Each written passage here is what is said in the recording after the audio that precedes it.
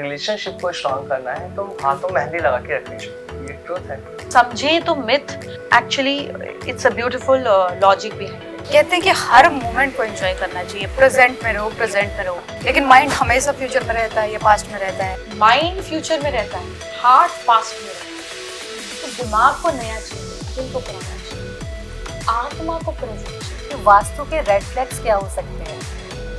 देखिए, कोई specific red flag नहीं होता, बट हाँ ऐसा मेजरली स्टडी किया गया कि जब आपका टॉयलेट नॉर्थ ईस्ट में होता है वो हेल्थ इशू देता है। कुछ ऐसे मैजिक नंबर आज के हम बहुत ज़्यादा देख रहे हैं, लोग कहते हुए कि 22 हो गया, 2190 हो गया, तो ये हमारी लाइफ से किस तरह से इफेक्ट होता है? विच वर्ड्स हमारी मेमोरी बैंक पर, हमारी बुद्धि पर काम करते हैं। सिमिलरली नंबर्स हमारी टाइम एंड स्पेस को ऑल्टर करते हैं। नमस्कार, कैसे हैं आप सभी? बहुत बहुत स्वागत है आपका हमारे पॉडकास्ट में। मैं हूं आपके साथ आमिर खान। एक नया और सबसे अलग पॉडकास्ट आज फिर हम आप सभी के लिए लेकर आए हैं। आज का जो ये पॉडकास्ट रहने वाला है, आज के जो हमारे मेहमान इसके अंदर रहेंगे वो बहुत खास हैं, जिन्हें आप लोग हमेशा सोशल मीडिया पर देखते रहते हैं, जो शायद आम लोगों की पहुंच से बहुत दूर हो चुके हैं। लोग मिलना तो चाहते हैं लेकिन पहुंच नहीं पाते क्योंकि नाम ही ऐसा है। आज हम बात कर रहे हैं इस पॉडकास्ट में डॉक्टर जय मदान जी की, जो सेलिब्रिटी एस्ट्रोलॉजर हैं और मोटिवेशनल स्पीकर हैं। इनसे बात करेंगे आज वास्तु को लेकर। पॉडकास्ट में बात होगी ज्योतिष को लेकर, बात होगी मोटिवेशनल को लेकर। तो बहुत सारी टिप्स आज के इस प्रोग्राम में दी जाएगी पॉडकास्ट में। आखिर तक आप लोग हमारे साथ जुड़िए क्योंकि बहुत खास ही रहने वाला है। कुछ रैपिड फायर भी आज हम करेंगे जय मदान जी के साथ। तो ये पॉडकास्ट इंटरेस्टिंग आप सभी के लिए है, तो लास्ट तक जरूर देखिए। तो स्वागत कर लेते हैं। मैम, बहुत बहुत स्वागत है आपका। नमस्कार। Thank you so much. कैसे हैं मैम आप? मैं बिल्कुल अच्छी हूँ, आप लोग कैसे हैं? बहुत अच्छे। आपको देख के और अच्छी थैंक यू। फाइनली आज आपसे हम लोग भी मिल लिए। लोगों की चाहत रहती है कि जय मैम से एक बार मिलना है। So kind of you, thank you so thanks much. For coming ma'am. बहुत शानदार आज के पॉडकास्ट रहने वाला है आपके साथ। तो सबसे पहले शुरुआत करते हैं, आपसे ही मैं शुरुआत कर लेता हूँ। कौन है जय मदान? देखिए, एज एन आइडेंटिटी अगर मैं कहूँ तो सिर्फ मैं अपना काम कर रही हूँ और the purpose is to give solutions. कई बार वो वास्तु से हो सकता है, एस्ट्रोलॉजी से हो सकता है, कई बार सिर्फ बातचीत कर कर हो सकता है, और कई बार सारी सलाह देकर हो सकता है। The purpose what I wanted to be was only to give solutions. तो मैं जब लोगों की प्रॉब्लम भी सुनती हूँ तो मेरा बिल्कुल ध्यान नहीं लगता। माय ओनली पॉइंट इज कि 30 सेकंड में कैसे सॉल्यूशन दूं और बाहर मेरा काम उतनी देर का होता है। सो आई थिंक अगर आपका सवाल कमिंग बैक टू इट, कौन है जय Madan? I think solution provider. That's great. मेरा एक सवाल आपसे ये है कि आपकी खूबसूरती का क्या राज है? मैं बहुत ही लो मेंटेनेंस इंसान हूँ। ना मैं सैलून जाती हूँ, ना मैं कोई मेकअप पे लंबा चौड़ा खर्चा करती हूँ, ना मुझे करना आता है। आई थिंक इस चीज़ के लिए मैं ये कहूँगी that I am too surrendered as a person. और meditation is part of my routine जब से मैं 13 साल की थी। 41 की हूँ। सो आई थिंक उतने सालों में एक स्टेट ऑफ माइंड बन जाता है जहाँ पर relaxation, calmness is part of you. I think वो उसी का रिफ्लेक्शन होगा। कुछ खास मैं करती नहीं, ना बेसन, ना दही, ना कुछ नहीं। तो उसका कोई राज नहीं है। आई थिंक ये नेचुरल स्टेट है। जैसा आपका मन होता है, जैसा आपका ब्रेन का फंक्शनिंग होता है, वही आपके चेहरे, आपकी बॉडी पर रिफ्लेक्ट करने लग जाता है। तो कह सकते हैं कि आपकी खूबसूरती का राज मेडिटेशन और जो आपका आपने स्टेट ऑफ माइंड बना रखा है, पीस ऑफ माइंड, वो हो सकता है। देखिए, साइंस ऐसा मानती है अब कि जब हम बहुत ज़्यादा स्ट्रेस देकर बोलते हैं, हम बहुत ज़्यादा अपने आप को स्ट्रेस देते हैं, तो हमारे चेहरे पर एक झुर्रियाँ आती हैं। इवेंचुअली यही एजिंग का कारण होता है। Muscle stretching at a certain point for certain duration, तो वो आपके चेहरे पर झुर्रियाँ ले आता है। आई थिंक जब आप मेंटली उस स्टेट में होते हैं, जब आप काम होते हैं, तो बाय डिफॉल्ट आपकी बॉडी स्ट्रेस हार्मोन कम रिलीज करता है। आप बहुत ज़्यादा खाते नहीं हैं एंजाइटी में, आपका वेट नहीं बढ़ता है, आप बहुत ज़्यादा स्ट्रेस लेके बात नहीं करते हैं। तो ये बड़ा नेचुरल साइंटिफिक प्रोसेस है। It happens. क्योंकि इसलिए भी ये क्वेश्चन मुझे लगता है अंशिका ने किया क्योंकि बहुत सारे लोग दिखना तो अट्रैक्टिव चाहते हैं, बट क्या होता है कि वो कई बार रीज़न देने लगते हैं कि भाई हमारे नैनक्श अच्छे नहीं है, हमारा कलर अच्छा नहीं है, हमारा मेंटेनेंस बहुत अच्छा नहीं है, तो हो सकता है हम इसलिए अट्रैक्टिव नहीं लगते। तो ये क्वेश्चन शायद वहाँ से इसलिए भी आया हो क्योंकि अट्रैक्टिव दिखना हर कोई चाहता है, बट उससे समझ में आने कैसे। स्पिरिचुअल चैनल है और बहुत सारे कथावाचक आपके चैनल पर आते हैं। तो अगर आप उन्हें बिना गेटअप के देखें या उनको वैसे भी गेटअप के साथ भी देखें, तो ऐसा नहीं है कि कोई बहुत मैचो मैन ऋतिक रोशन फिजिक है या कोई बहुत ही सुंदर चेहरा है, ऐसा नहीं है। पर जब आप उनको देखते हैं तो आप उनको और ज्यादा देखना चाहते हैं, आप उनको और ज्यादा सुनना चाहते हैं, और आप ऐसा करते भी हैं. So attraction is not something that is linked with नैनक्स. नैनक्स से अट्रैक्शन का कोई मतलब नहीं है. Shahrukh Khan is an attractive man.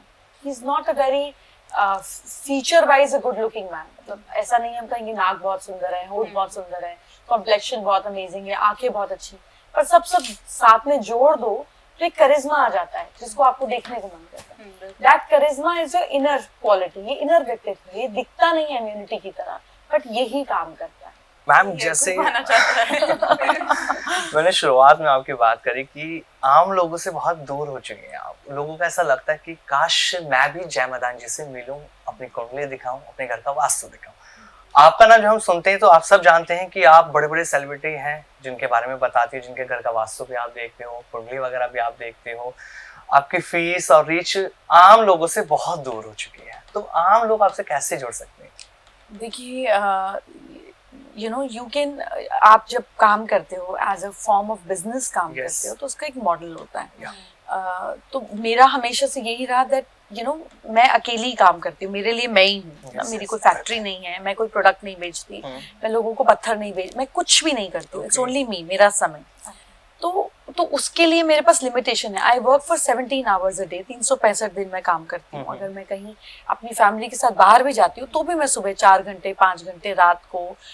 ये मेरा बाय डिफॉल्ट मैन्युफैक्चरिंग डिफेक्ट हो गया है और ये है, मुझे काम करना ही है.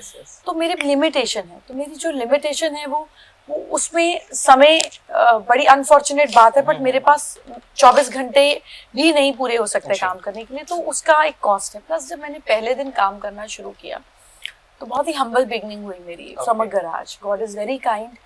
One of the most expensive astrologers इस समय देश में, या हो सकता है दुनिया में, लगभग कहाँ कुछ इस तरह से रहा हो. लेकिन शुरुआत बहुत ही हम्बल हुई. तो मेरे काम का पहला दिन जब गराज से था, तो पहले दिन जब मैं अपनी कुर्सी पर बैठी, उस चेयर पर बैठकर मैंने पहले दिन प्रॉमिस किया कि आज के बाद ईश्वर के साथ मेरा जो भी रिश्ता है, प्यार का, किसी का फादर की तरह होता है, किसी का बेटे की तरह होता है, सबके अपने अपने यू नो भाव है ईश्वर के साथ. मेरा भाव काम के समय पार्टनर का रहा. तो मैंने कहा आज के बाद हम पार्टनर हैं. सारा सोचोगे आप, काम आप करोगे और नाम मेरा होगा. इसके बदले मुझे भी कुछ कंट्रीब्यूट करना है. तो आज के बाद हम जो कमाएंगे, खर्चा निकालने के बाद 50-50. और जिस दिन मैं अपने आप को कहूंगी दैट आई हैव अराइव्ड, हम सबका एक मोमेंट होता है जब हम कहते हैं कि दिस इज माय पीक और this is what I have done in life. Will भी जब मैं 90% आपको दूंगी, आपका रहेगा, आपका दूंगी मतलब वो आप ही का है. आपके पास 90% जाएगा और 10% में मेरे खर्चे, मेरा कंफर्ट, सब कुछ बड़े अच्छे से मैनेज होगा. बड़ी शर्मनाक बात है, आज तक हम 55% पे हैं. 90 पता नहीं कब होगा, बट आई एम श्योर उनको बोला है तो वो कर ही देंगे. But the point is that जो हम कमाते भी हैं, आई ऑलवेज यूज हम बिकॉज ये हम ही हैं. It goes into very different purposes without creating a big facade of NGO, क्योंकि ये उनका पैसा है, वो लोग आ जाते हैं, वो चीजें वो अपने आप ही चल रहा है. That's not my right. तो जो अमाउंट भी कमाती हूँ, it is without a guilt, because मुझे पता है कि वो कहाँ जा रहा है और उसका क्या पर्पस है. सेकेंडली, जब सोशल मीडिया मैंने स्टार्ट किया, my purpose was very clear. मैं अपनी लाइफस्टाइल की, या मैंने क्या खाया, मैंने क्या देखा, मैं कहाँ बैठी हूँ, मैं कैसे ट्रैवल करी हूँ, आई यूजुअली डोंट पुट. 99.9% वो नहीं जाता. अगर कभी बाय डिफॉल्ट चला भी जाए तो वो part and parcel of content होगा. My lifestyle is not my content, because that is not my purpose. ना मुझे लोगों को इंस्पिरेशनल करना है, मैं क्या पहनती हूँ, पैसा पहना, ये हो जाएगी उनकी मर्जी. But this is not what I want. What I want is कि जो आदमी इस चीज को अफोर्ड नहीं कर पा रहा, उसको करेक्ट इन्फॉर्मेशन मिले. That is the sole purpose. और वो ही मैं देती भी हूँ. जो मैं पैसे लेने के बाद बताती हूँ, एक स्पेसिफिक चीज देखने के बाद, अगर वो बिना किसी साइड इफेक्ट के किसी तक पहुंच सकती है, तो मेरी पूरी कोशिश होती है कि हर समय, हर दिन, हर एक वीडियो में नया कंटेंट. तो I don't repeat myself. तो this is what I try and do, कि कैसे हर घर तक वो बात पहुंच सके जो उनको फायदा दे. जय जी, अभी आपने बोला कि आप बहुत हम्बल रहती हैं, जो कि हमने देखा भी है, आपसे बात करके टाइम भी लगा, आपकी वीडियोस में भी हमने देखा है. बहुत हम्बल, बहुत प्यार से सबको ट्रीट करती हैं. आप ये हम्बल कैसे रह पाती हैं? क्योंकि इस लेवल पर पहुंचकर लोगों में घमंड, एटीट्यूड, ये सारी चीजें आ जाती हैं. लेकिन आप इन सबको साइड में रखते हुए सबको इतने प्यार से इतने अच्छे से कैसे ट्रीट करती हैं? क्या नहीं, mindset ऐसा नहीं है। रहता कभी कभी मैं जो लोग मेरे साथ काम करते हैं, मेरे लिए काम करते हैं, उन पर गुस्सा भी होती हूँ। और ये बात और है कि मैं 5 मिनट बाद जाकर सॉरी मांग लूंगी, गले लगा लूंगी, उस एनर्जी को न्यूट्रलाइज कर दूंगी। But I over the years I have learn to treat my anger as a tool.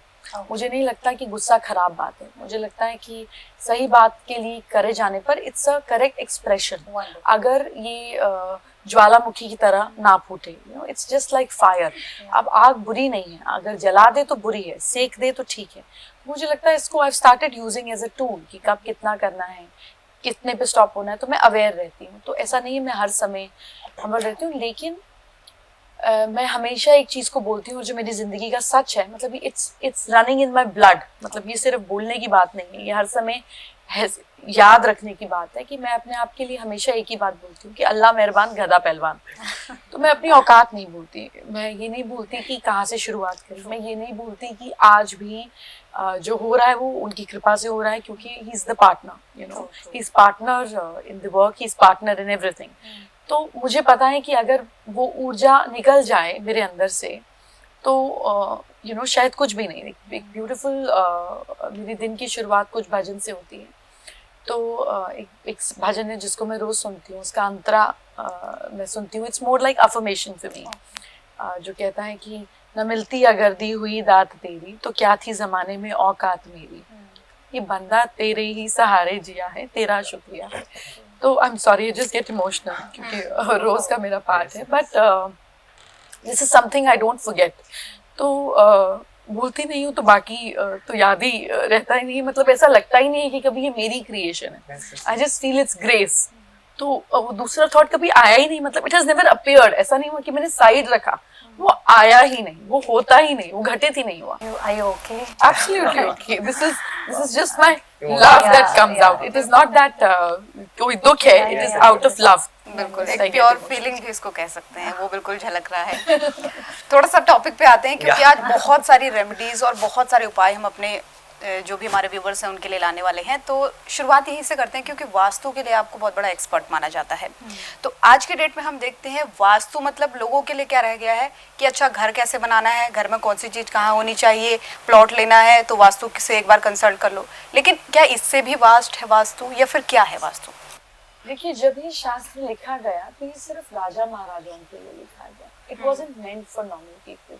बड़े बड़े महल बनते थे, बड़े बड़े राजघरानों में बड़े बड़े राजगुरु होते थे जो ना सिर्फ वास्तु करते थे, वो आपकी कुंडली के हिसाब से इसका विश्लेषण करते थे। आपको किस समय शादी करनी है, किस समय बेबी प्लान करना है, किस समय वॉर पर जाना है, किस समय कौन सी पूजा करनी है, किस समय घर में प्रवेश करना है। Everything was destined with a specific person, a specific what do I say, जिसको हम बोलते हैं राजपाट या kingdom, and it was never meant for normal people. Eventually जब हमारे यहाँ पर टर्क्स आए और ब्रिटिशर्स आए और हमारे देश की संस्कृति दिन दिन होने लगे, तो ये आम घरों का जाने का एक सिस्टम बन गया कि चलो ये एक रोजगार का सिस्टम बन गया, क्योंकि लोग राजा महाराजाओं को ही करते देखते थे। And we as human being are always aspirational. हम अपने ऊपर देखकर वैसा कुछ अचीव करना चाहते हैं। Hence vastu came down to, you know, normal people and everything. But the science was always meant for rulers. JP Morgan ने कहा कि astrology is not meant for millionaires, it is meant for billionaires. So the whole purpose was कि ये आपके दुख को दूर करने के लिए नहीं, ये आपकी गोल को पूरा करने के लिए है। It is to give you right direction. लेकिन when people take it more as a predictive science, which is not bad, but it is basically a guiding science. अगर आप सेम हैं, आप जो कर रहे हैं सेम है, और आप हर दिन वही कर रहे हैं, तो उसका रिजल्ट अलग नहीं हो सकता। आप जो रोज कर रहे हैं उसका रिजल्ट वही तो होगा जो आपको रोज मिल रहा है। सो अगर आप जो चीज रोज सेम कर रहे हो तो आपका फ्यूचर भी प्रिडिक्टेड है। But if you evolve, you change your thinking pattern, आप अपना एक्शन हर दिन वेरिएशन ला रहे हो, तो आपका प्रिडिक्शन कैसे हो सकता है? तो आपके लिए गाइडिंग हो सकता है। It is majorly a guiding science. ये करना चाहिए, आपका स्वभाव ऐसा है, आपको ये करने में अच्छा लगता है, तो आपके लिए ये करना बेहतर होगा। It's guiding. It is not about कि कल तुम्हारा एक्सीडेंट होगा। देयर इज अ पॉसिबिलिटी कि कोई नुकसान हो सकता है, इस डायरेक्शन में नुकसान जा सकता है, और इसको हम ऐसे ठीक कर सकते हैं। So the whole purpose is guiding signs. Similarly, vastu is not something कि नॉर्थ ईस्ट में मंदिर ही होना चाहिए या इस डायरेक्शन में टॉयलेट ही होना चाहिए, इस डायरेक्शन में बेडरूम ही होना चाहिए. जब ये साइंस लिखी गई, जमीन ऐसे थी, किसी ने नहीं सोचा था कि एक के ऊपर एक अपार्टमेंट होंगे, एक बिल्डिंग बनेगी जिसमें 1 से 2 अपार्टमेंट होंगे, एक ब्लॉक के अंदर सारे नॉर्थ ईस्ट में किचन होगा. तब वास्तु कहा जाता है. बिल्कुल. एक के ऊपर आप एक रह रहे हैं और आपके नीचे वाले को वो प्रॉब्लम नहीं है और आपको वो प्रॉब्लम है, तो उसका भी तो वही वास्तु है. It is something that runs with your own horoscope.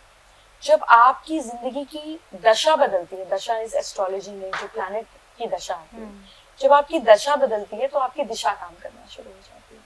So it is specific. फिर एक घर में भी 4 लोग रहते हैं, हो सकता है हस्बैंड बहुत टेंशन में हो, कोई लोन में हो, और वाइफ मजे से किटी पार्टी कर रही है, बहनों को घर बुला रही है, एंजॉय कर रही है. एक ही बेडरूम, एक ही बाथरूम, वही घर, तब वास्तु क्या करता है? So it is something which gets activated as पर आपका horoscope. It is not generic. It can not be generic. Look at the way we are living today. एक आप घर में रहते हैं, उसमें आपकी जॉइंट फैमिली है, आपका हक सिर्फ इस कमरे पे है, तो सिर्फ इस कमरे का वास्तु हम करेंगे, क्योंकि जो आपका नेट यूजेबल एरिया है, जिस एरिया पर आप चेंजेस कर सकते हैं, जिस एरिया से आपका दिमाग जुड़ा हुआ है, वही एरिया आपके लिए काम कर रहा है. So it is extension of your mind. आपका घर आपकी जीवन का, आपके ब्रेन का एक्सटेंशन है. आप 50 बेडरूम्स देखते हो, 10 तरीके के बिस्तर देखते हो, एक सिलेक्ट करते हो. 40 ड्रेसिंग टेबल देखते हो, एक सिलेक्ट करते हो. 200 शोपीस देखते हो, एक खरीद कर लाते हो. कई बार ट्रैवल करते हो, कोई चीज अच्छी लगती है, खरीद कर लाते हो और उस कॉर्नर के बारे में सोच कर लाते हो. तो आपका घर तो हर समय आपके दिमाग में अलाइव है. तो जब हमें आपके दिमाग के अंदर चेंजेस करने होते हैं, तो हम आपके घर के अंदर चेंजेस कर देते हैं, और जब हम आपके घर के अंदर चेंजेस कर देते हैं, तो आपके दिमाग के अंदर चेंजेस हो जाते हैं. It is just extension of your body and your mind. So it is very specific. It is not generic. पर हाँ, जेनेरिक करने पर भी हमको रिजल्ट मिलते हैं, वैसे ही जैसे बुखार में पैरासिटामोल खाने पर रिजल्ट मिलते हैं. कई बार बुखार उतर जाता है, कई बार नहीं भी उतरता. फिर जब नहीं उतरता तो आपको स्पेसिफिक डॉक्टर के पास जाना पड़ता है कि देखो, ब्लड टेस्ट लो, कोई और प्रॉब्लम तो नहीं हो गई है, क्योंकि मैंने तो 2 दिन क्रोसिन या पैरासिटामोल खाई, बुखार नहीं होता. So generic tips do work. They surely work. अगर हल्का बुखार है और वही है जो जेनेरिक प्रॉब्लम है, लेकिन when there is a specific problem, then you need to go to a specific doctor. Ma'am, Vastu की अगर हम बात करते हैं तो वास्तु बहुत इंपॉर्टेंट माना जाता है, हमारी लाइफ के लिए बहुत ज़्यादा इंपॉर्टेंट है. तो डेली लाइफ में वास्तु क्या रोल प्ले कर रहा है हमारी लाइफ?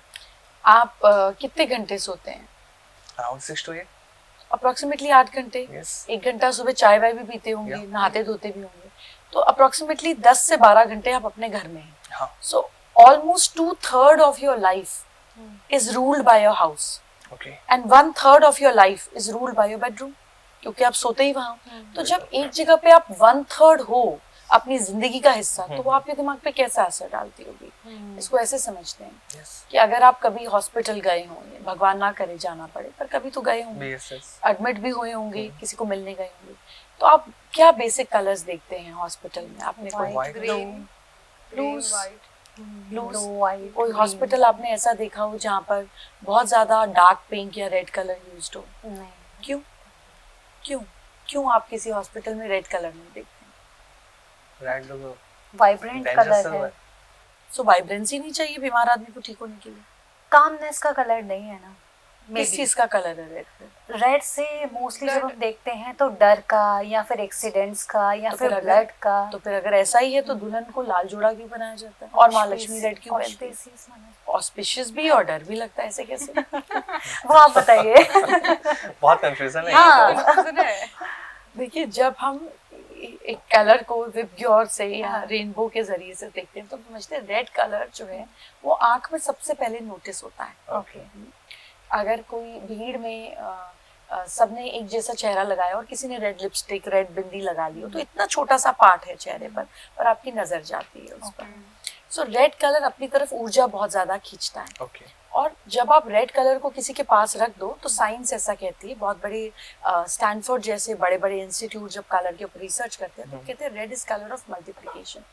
हेंस हम माँ लक्ष्मी को हमेशा लाल रंग में देखते हैं, क्योंकि हम पैसे को मल्टीप्लाई करना चाहते हैं, हम वेल्थ को मल्टीप्लाई करना चाहते हैं. आप इनको ग्रीन में नहीं देखोगे, इनको ऑरेंज में नहीं देखोगे, इनको येलो में नहीं देखोगे, because here we talk about multiplication. ये हमको फटाफट बड़ा करना है. ये कलर आपके अंदर ऊर्जा क्रिएट करता है। लेकिन जब आप बीमार होते हैं तो आपको अपने अंदर कामनेस, ठहराव और अपने ब्रेन को एक सर्टेन फ्रीक्वेंसी में लाना पड़ता है, जो ब्लू, व्हाइट या ग्रीन कलर लेकर आते हैं। ग्रीन भी lighter tone, not emerald green. तो ये जो कलर है ये आपके दिमाग में, जैसे आप जब किसी होटल में रहने जाते हैं तो आप एक्स्ट्रा पैसे देते हैं पूल व्यू के, आप खिड़की से कूदना नहीं है, होटल में ही पूल है, जाके भी बैठ सकते हो, पर आप पूल व्यू के एक्स्ट्रा पैसे देते हैं। फिर ग्रीन व्यू होता है या हिल व्यू होता है या माउंटेन व्यू होता है, जो ग्रीनरी का व्यू होता है, आप उसके नॉर्मल कमरे से एक्स्ट्रा पैसे देते हो, बिल्डिंग वाला व्यू से एक्स्ट्रा पैसे देते हो। क्यों? अपनी खिड़की से कूदना नहीं है, आप चल के भी जा सकते हो उस व्यू की तरफ। पर जब आप किसी चीज को देखते हो तो आपकी बॉडी 80% एनर्जी जो है वो एक्सक्लूड करती है, बाहर फेंकती है। अगर आप अपनी नैप लेते हो दोपहर में 10 मिनट के लिए लेते होगे ना, खाना खाकर 10 मिनट गाड़ी में झपकी लगा ली, घर में लगा ली, तो आप अपने कान में ईयर प्लग्स नहीं डालते हो, आप सिर्फ अपनी आंख बंद करते हो और आप 15 मिनट बाद रिफ्रेश फील करते हो। क्यों? आप अपने हाथ नहीं बांधते हो, अपने सेंस ऑर्गन को नहीं रोकते हो, अपनी जबान को नहीं कुछ करते हो, आप अपने कान को बंद नहीं करते हो, अपने नाक में कॉटन बड नहीं डालते हो, सिर्फ आंख बंद करते हो, आप रीजनरेट होते हो। बिकॉज 80% एनर्जी आप सिर्फ अपनी आंख से रिलीज कर रहे हो। तो 80% एनर्जी आप आंख से गेन भी कर सकते हो। जो चीज का जितना एग्जिट है उस चीज का उतना एंट्री भी तो है। तो जब आप वास्तु को घर में लगाते हो, हॉस्पिटल्स में, होटल्स में, खाने की जगह पर, तो आप 80% काम आंख से करते हो, 10 से 12% कान से होता है, 4 से 5% आपके नोज से होता है और बचा हुआ कुछ सेंस ऑर्गन और टेस्ट बड से होता है। सो सिमिलरली जब आप अपने घर में कोई चीज लगाते हो जिसको आप देखते हो, जिसको आप देख के खुश होते हो, या जिसको आप एक पर्टिकुलर मोटिव के साथ लगाते हो, वो 80% आपके ब्रेन पे काम करना शुरू हो जाती है, because it is always linked with your eyes. So vastu is important because आप वहां रह रहे हो, it is extension of your mind. और कई बार दिमाग में कोई चीज डालना मुश्किल होता है क्योंकि इतनी सारी चीजें आपके सिस्टम में चल रही होती है। और जब हम उसको आपके बेडरूम में, आपके घर पे, आपके वर्क डेस्क पर, जहाँ आप रेगुलरली कुछ घंटे बिताते हैं, प्लांट कर देते हैं, तो उसका रिजल्ट आपको क्विकली मिलता है। Because we use extension of your brain, of your system, of your body to give you results. हम आपके पैरामीटर को, जो ऑलरेडी बड़ा है, आपको रियलाइजेशन नहीं है, पर जो ऑलरेडी बड़ा है उसको हम खोल देते हैं। जैसे आप अगर अपने घर में, अगर अभी बैठे बैठे सोचो कि कैंची कहाँ रखी है, तो आपकी अलग जगह, आपकी अलग जगह और आपकी अलग जगह। सो हो सकता है वो वहां ना रखी हो, गलती से दूसरी जगह रख दी हो। और जैसे ही मैंने बोला घर में सिजर कहाँ है, या घर से फोन आया कि अरे ये चीज नहीं मिल रही है, तो आप बता दोगे, आप यही हो, आप बता दोगे। सो it is a stored area in your brain. अब उस सिजर को अगर मैं कहूँ वो गलत चीज है, वो आपके रिश्तों को काट रही है, यहाँ पे सिजर नहीं रखते हैं, ऐसा करते हैं यहाँ पे ग्लू रख देते हैं। तो 10, 15, 20 बार जब आप वो ग्लू निकालोगे और अगली बार मैं फोन करूंगी या घर से कोई फोन करेगा, वो ग्लू कहाँ रखी है, आपको पता है ग्लू कहाँ रखी है। सो सिमिलरली हमने एक एंटी एलिमेंट को पॉजिटिव एलिमेंट से चेंज कर दिया। जब आपको उसका लॉजिक पता होता है तो आप हर दिन उसके साथ एंजॉय करते हो। So my whole effort has been कि ये होना तो है ही, पर अगर आपको लॉजिक पता हो तो आप इसके साथ रल मिल जाओगे, आप एंजॉय करोगे, you start noticing the changes. Is the whole point of what I want to do is give logics to people that how it works. Colours की आपने बात की, कलर्स हमारे लिए बहुत इंपॉर्टेंट रोल प्ले करते हैं, जैसे स्टार्टिंग में ही आपने बोला। मैं आपसे ये जानना चाहती हूँ कि अगर हम कलर्स की बात करें, अगर हमें स्पेसिफिकली अगर कोई कहीं जाना है, कोई इंटरव्यू के लिए कोई जाना चाहता है, कोई स्पेशल ओकेजन है, किस कलर को ज़्यादा यूज़ करना चाहिए, या थोड़ा भी यूज़ करें तो बेटर रिजल्ट्स हमको मिले? डिपेंड करता है ओकेजन क्या है, किस पर्पज से जा रहे हो।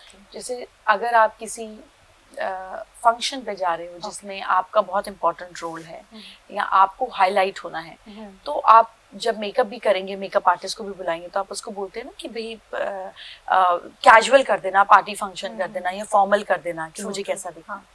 तो हमें किस चीज पर हाईलाइट करना होता है, हम उस चीज पर कलर डालते हैं। अगर किसी की आंख बहुत सुंदर होती है तो आंख पे रंग डालता है कि आप इधर देखो। अगर किसी के लिप्स सुंदर होते हैं या किसी का बोलने का काम होता है, जैसे आपने ब्राउनिश मरूनिश कलर की लिपस्टिक लगाई हुई है, क्योंकि आपका काम बोलने का है। मे बी आप चाहती हूँ कि अटेंशन जब मैं बोलूँ तो मेरे इस पार्ट पर दो, तो कलर ऑटोमेटिकली उस पार्ट पर अटेंशन ले आता है।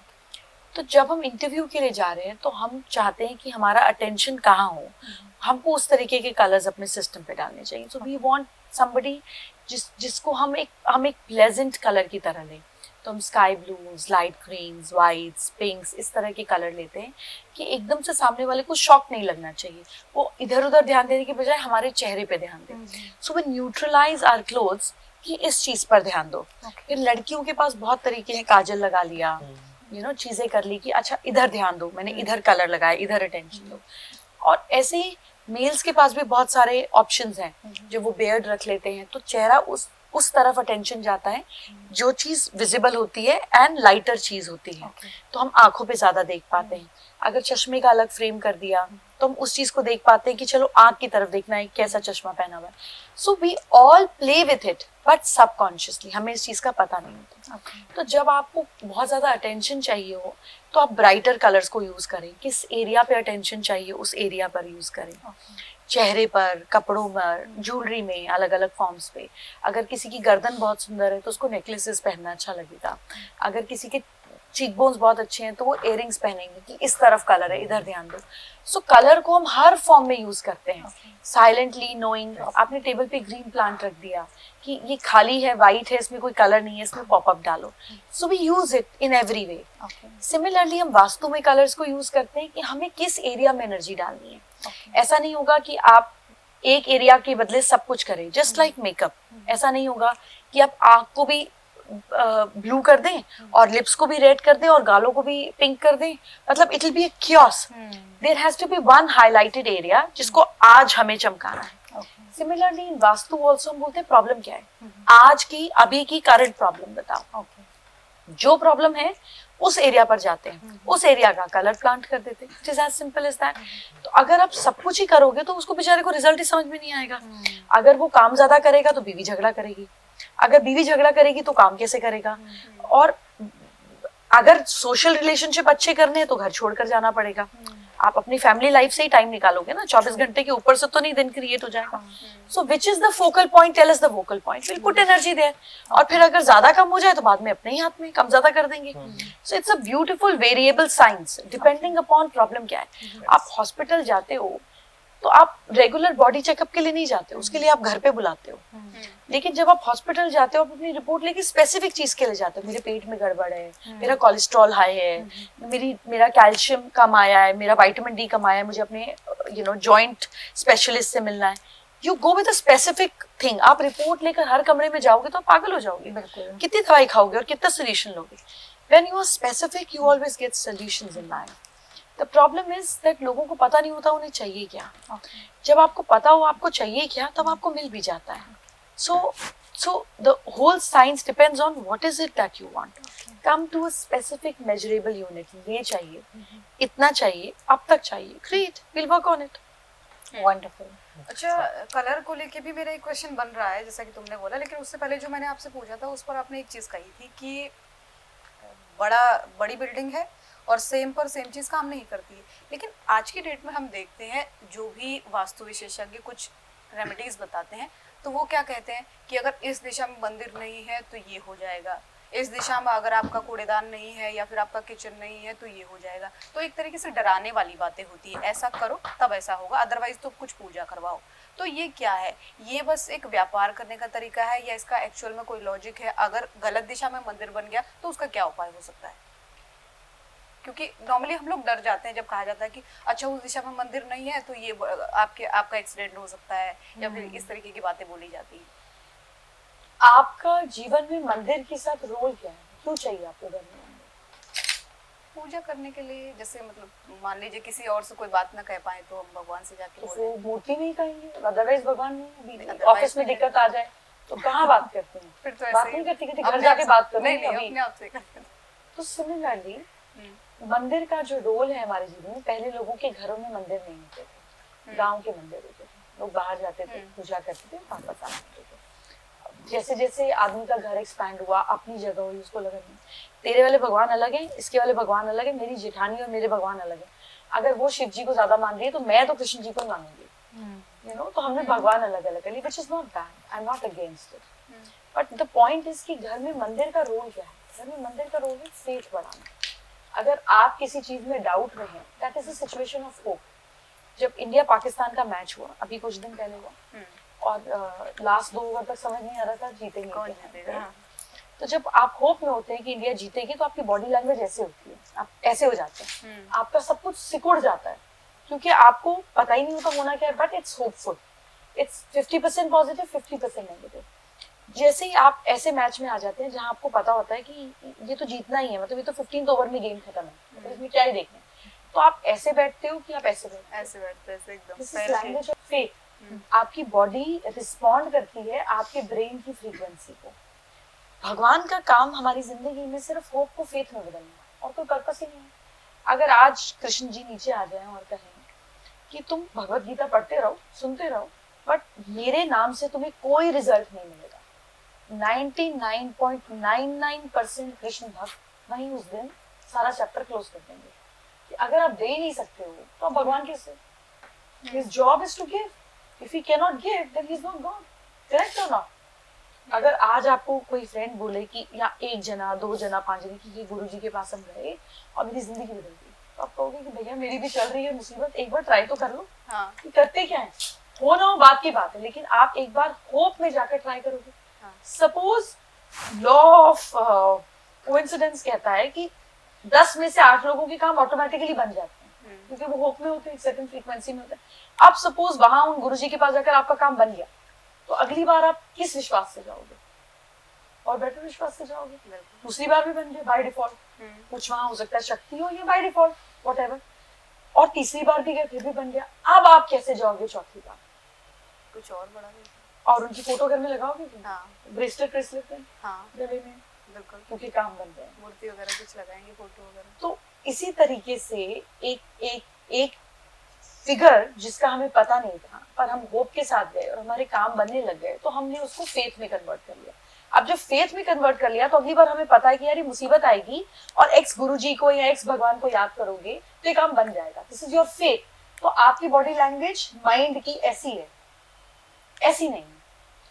घर में मंदिर का यही रोल, जब आप घर में नॉर्थ ईस्ट में मंदिर बनाते हो जो कि वास्तु काल पुरुष का ब्रेन है, तो जब आप अपने दिमाग में भगवान को एस्टैब्लिश कर देते हो तो आपका ब्रेन जो है वो हर चीज पर ट्रस्ट करने लग जाता है, कंफर्ट करने लग जाता है कि ये है ना। जैसे अगर आपके फादर बहुत स्ट्रांग हो और फाइनेंशियली स्ट्रांग हो तो आपको बिजनेस में काम करते हुए दिक्कत नहीं होती ना। आपको पता है पीछे कोई बैठा है, 5 लाख 6 लाख 10 लाख करोड़ 2 करोड़ 5 करोड़ का नुकसान हो भी जाएगा, पापा है ना, कंपनी तो चली रही है। This is your comfort, this is your back support. इसी तरीके से जब आप अपने सपोर्ट के एरिया में भगवान लगा देते हो तो आपका सपोर्ट सिस्टम भगवान बन जाते हैं। जब आप अपने फेथ के एरिया में भगवान लगा देते हो तो भगवान आपका फेथ लेवल हाई कर देते हैं। जब आप अपने सोशल एरिया पे भगवान लगा देते हो तो आप मंदिर जाकर सत्संग में जाकर लोगों के साथ सोशलाइज कर देते हो, आपका सोशल एरिया भगवान के आसपास हो जाता है। आप सत्संग में जाते हो, आपको वहां मजा आने लग जाता है। जब आप अपने रिलेशनशिप जोन पे भगवान लगा देते हो तो वो लोग भगवान को राखी बांधते हैं, टीका करते हैं, त्योहार मनाते हैं, तब उनके रिलेशनशिप एरिया पे भगवान आ जाते हैं। भगवान वही है, आपके स्वभाव और रिलेशनशिप बदल जाता है। सो मंदिर किसी भी दिशा पे गलत नहीं होता, उसका आउटपुट और भाव बदल जाता है।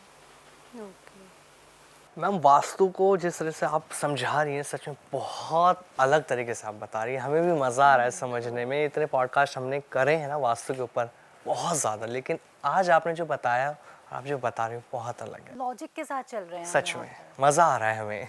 देखिए मैं बहुत लोगों को बोलती हूँ और सारा खेल हमारी वोकैबलरी का ही होता है ना। अगर आपको कितना भी गुस्सा है, आप घर जाकर अपने बच्चे को थप्पड़ लगा दोगे, मम्मी को 2 4 5 बातें सुना दोगे, भाई बहन की धुलाई कर दोगे, दोस्त को बोल दोगे, पार्टनर का तो बिल्कुल बैंड बजा दोगे, और अपने बॉस को थप्पड़ मार के दिखाओ या गुस्सा करके दिखाओ, बिकॉज आपको कॉस्ट पता है कि इसमें कोई रिपेयर नहीं है। ये बोलने का मतलब है कि ओके टाटा बाय बाय, अब बाहर निकलो। Bye bye. सो सिमिलरली जब हमें एक चीज का आउटपुट पता होता है तो हमारा पूरा बिहेवियर उसमें बदल जाता है, पूरी सोच, पूरा बातचीत करने का लहजा, सब कुछ बदल जाता है। तो सिमिलरली वास्तु में जब हमें पता हो कि इस चीज़ से ये चीज़ आएगी तो आपको अप्रोच करने का, देखने का, समझने का, रिपेयर करने का पूरा माहौल बदल जाता है। आई ऑलवेज से जब पीपल पॉप अप पिल्स, जैसे वाइटामिन्स की पिल्स, मिनरल्स की पिल्स, तो उसको बोलते हैं मेरी दवाई लाना। तो फिर आपने अगर उसको दवाई बोल दिया तो ये क्यूरेटिव है, ये प्रिकॉशनरी नहीं है, आपको वाइटामिन्स बोलना है। So for me it is not just a space rectification, it is also brain rectification, क्योंकि इवेंचुअली तो सब कुछ यहीं से है। आप कितने भी खूबसूरत दिखो, अगर हॉस्पिटल में एडमिटेड हो तो कोई खूबसूरती नहीं है ना। नोबडी कम्स टू सी अरे कितनी सुंदर पेशेंट है, बेचारी कितनी सुंदर है पर देखो बीमार पड़ी है। आप कितने भी इंटेलिजेंट हो, शार्प हो, अच्छे हो, लेकिन अगर आप बदतमीज़ हो तो लोग आपके साथ बैठना नहीं पसंद करेंगे। आप कितने भी अट्रैक्टिव हो, बड़े स्टार हो, लेकिन अगर आपकी बॉडी और आपके माउथ से गंदी फाउल स्मेल आ रही है तो लोग यूं ही होकर बात करेंगे, आपसे चिपकेंगे नहीं। So there is a system that we have to understand that it is eventually not a position that makes you great, it is not money that makes you great, it is overall everything that makes you great in what area you want to be. So in life जब हम एक चीज़ को round figure कर देते हैं तो हमें कभी रिजल्ट नहीं आते। मुझे सक्सेसफुल होना है, अरे भाई तेरे लिए सक्सेस क्या है, अलग हो सकती है। Like for example what is success for you, what, money, how much money, जितना इनफ हो जाए कि किसी चीज़ के लिए 100 crore. What is success for you, happiness. What is happiness, happiness जो मुझे करने में अच्छा लगे, क्या करने में अच्छा लगता लाइक है, वर्क। कैसा वर्क, वर्क मीन्स जिससे मेरा फ्यूचर सिक्योर हो पाए, मेरी फैमिली सिक्योर, मैं खुद उस चीज़ को accept सिक्योरिटी कर को पाऊं। वन वर्ड दो, अगर किसी एक फॉर्म में सिक्योरिटी को लाना पड़े तो क्या होगा? लाइफ तो जिंदा तो हुई, तो सिक्योर हो भी। लाइफ में सिक्योर होना भी इम्पोर्टेंट है ना। कैसे सिक्योर होगी? घर से, पैसे से, एफडी से। इम्पोर्टेंट तो पैसा और घर दोनों। तो फिर आपके लिए हैप्पीनेस इज घर और पैसा। So the moment you don't reach down to the T point of things, you never receive them. Similarly in Vastu also, जब हम जेनेरिक चीज़ें करते हैं तो उसका कभी रिजल्ट नहीं आता।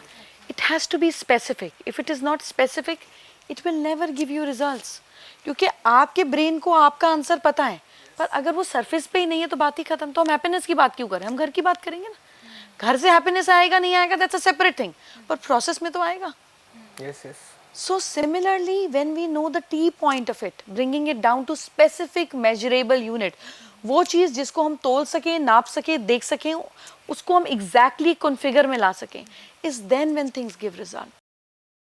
What is happiness? किसी डॉग को प्यार कर लिया तो भी हैप्पीनेस है, घर खरीद लिया तो भी हैप्पीनेस है। क्या दोनों हैप्पीनेस में फ़र्क नहीं? बिल्कुल बिल्कुल।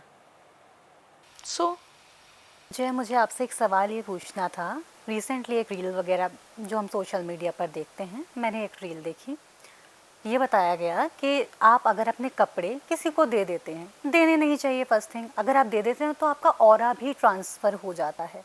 जिस तरह का आपका माइंडसेट होगा, हो सकता है उस तरह के माइंडसेट उनका होने लगे, सामने वाला जो भी पर्सन है। Is it true? देखिए, how does energy transfer in a physical form? Through your DNA. DNA आप कैसे किसी का चेक कर सकते हैं? बाल से, सलाइवा से, स्वेट से एंड स्पर्म से। सो जब आपका कोई भी बॉडीली फ्लूइड किसी भी फॉर्म में किसी दूसरे के पास चला जाता है तो एक वो उसको मिसयूज़ कर सकता है, क्योंकि ये आपकी ऊर्जा है, ये आपका है। इससे आपका डीएनए भी पता चलेगा ना। कहीं खून करके कपड़े छोड़ा होगी और उस पर स्वेट लगा हो तो एक तो प्रूफ है ना उसका। कहीं बाल छोड़ा होगी तो डीएनए है। कोई झूठा ग्लास होगा, कुछ चिपक जाएगा सलाइवा का तो डीएनए है। कहीं थंबप्रिंट चिपक जाएगा स्वेट से, स्किन से, ऑयल से, बॉडी ग्लैंड से, तो पकड़ी जाओगी। सो जिस चीज़ से हमारी आइडेंटिटी बनती है वो आप हो। तो अगर किसी को कपड़े दें, ज़रूर दें, क्योंकि कितना रखेंगे अपने पास। ईदर ड्राई क्लीन करके, धो के, वो भी ना हो सके तो धूप में सुखा के दें। तो जब वो चीज़ से आपकी ऊर्जा निकल जाती है तो वो सिर्फ चीज़ रह जाती है, आप नहीं रह जाते हैं। ये भी बोलते हैं कि अगर किसी को देने हैं कपड़े, वॉश करके देने हैं, उसमें नमक डालकर वॉश करेंगे तो आपका ऑरा हट जाता है। क्या ये भी ठीक है? किसी भी तरीके से वॉश करोगे, अगर उसमें स्वेट नहीं है तो हट जाएगा। जिसमें दाग नहीं है, स्मेल नहीं है, आपका एज आई अगेन सेड, आपका डीएनए नहीं है, आपके अंडर आर्म का मार्क नहीं है, उसमें से स्मेल नहीं आ रही है, तो वो हट जाएगा। वो आप नमक डालो, बेकिंग सोडा डालो, सर्फ एक्सेल डालो, कुछ भी डालो, तो 4 नई चीज़ें बनाकर 4 नई रील बन सकती। वंडरफुल। अभी जैसे वास्तु के लिए मैं आपसे बोल रहा था, बहुत सी बार हमें देखते हैं ना, घर के अंदर कोई एक ऐसा पर्सन हो जाता है, बहुत जल्दी वो बीमार पड़ता है। मौसम चेंज होता है तो वो बीमार पड़ जाता है, धूप में जाएगा तो वो बीमार पड़ जाता है। तो क्या इसका भी वास्तु कनेक्शन होता है कि अगर पर्टिकुलर पर्सन कोई बीमार पड़ रहा है घर में लगातार? तीन तो चीज़ें, पहले ब्लड टेस्ट कराओ, अगर बॉडी में इन्फेक्शन नहीं है और बार बार बीमार पड़ रहा है तो हॉरोस्कोप देखो क्या दशा कह रही है। कोई ऐसा टाइम तो नहीं है कि हमें कुछ दान करना है, हमारा ऑरा वीक हो रहा है, प्लैनेट्स देखो। उसके बाद साथ साथ में पैरेलली वास्तु देखो कि इस डायरेक्शन को हमने ख़राब तो नहीं कर लिया। हमारे लिए हमारे हॉरोस्कोप के हिसाब से हेल्थ एरिया कौन सा है, कौन सा प्लैनेट हमारी हेल्थ को डिनोट कर रहा है, कहीं हमने उसके एंटी एलिमेंट तो नहीं घर में बेडरूम में रख दिया जिसकी वजह से हो रहा है। जब जिस चीज़ का क्वेश्चन मार्क ना मिले तो ऑकल्ट उसका जवाब दे देती है। अगर जैसे कई लोग बहुत टेस्ट कराते हैं और कुछ बॉडी में टेस्ट में नहीं आता पर थकावट फील होती है, एनर्जी लो होती है, अब इसके लिए आप बूस्टर्स भी ले सकते हो, आईवी भी ले सकते हो। अनदर वेज टू समझना कि एक्चुअली सोल लेवल पर, माइंड लेवल पर हमारे कौन सी चीज़ चल रही है जो डिस्टर्ब कर रही है। बिकॉज जिस समय आप पैदा हुए उस समय का एक स्नैपशॉट हो गया। जैसे आज अभी इस समय कोई बच्चा पैदा हो तो ट्रांजिट में कुछ चल रहा है ना, सन कहीं है, मून कहीं है, वीनस कहीं है, सब तो अभी भी चल ही रहे हैं। तो ये स्नैपशॉट हो गया इस बच्चे का। अब इस स्नैपशॉट में हर समय बदलता रहता है, ऐसे ही चार्ट में भी समय बदलता रहता है और समय एक सा भी नहीं रहता, कभी प्लस होता है कभी माइनस होता है।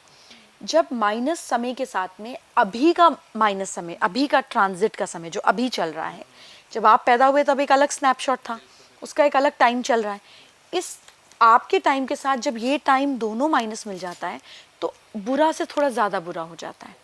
और क्योंकि इसको डायग्नोस करने का तरीका है तो इसको रिजॉल्व करने का भी तरीका है। जैसे एक इंसान कोई ताला नहीं बनाएगा जिसकी चाबी ना हो, है ना। कोई भी कंपनी क्यों ताला बनाएगी जिसकी चाबी ना हो। ताला बनाया है तो उसकी 3 चाबी बनाएगी कि एक गुम जाए तो दूसरी से खोलो।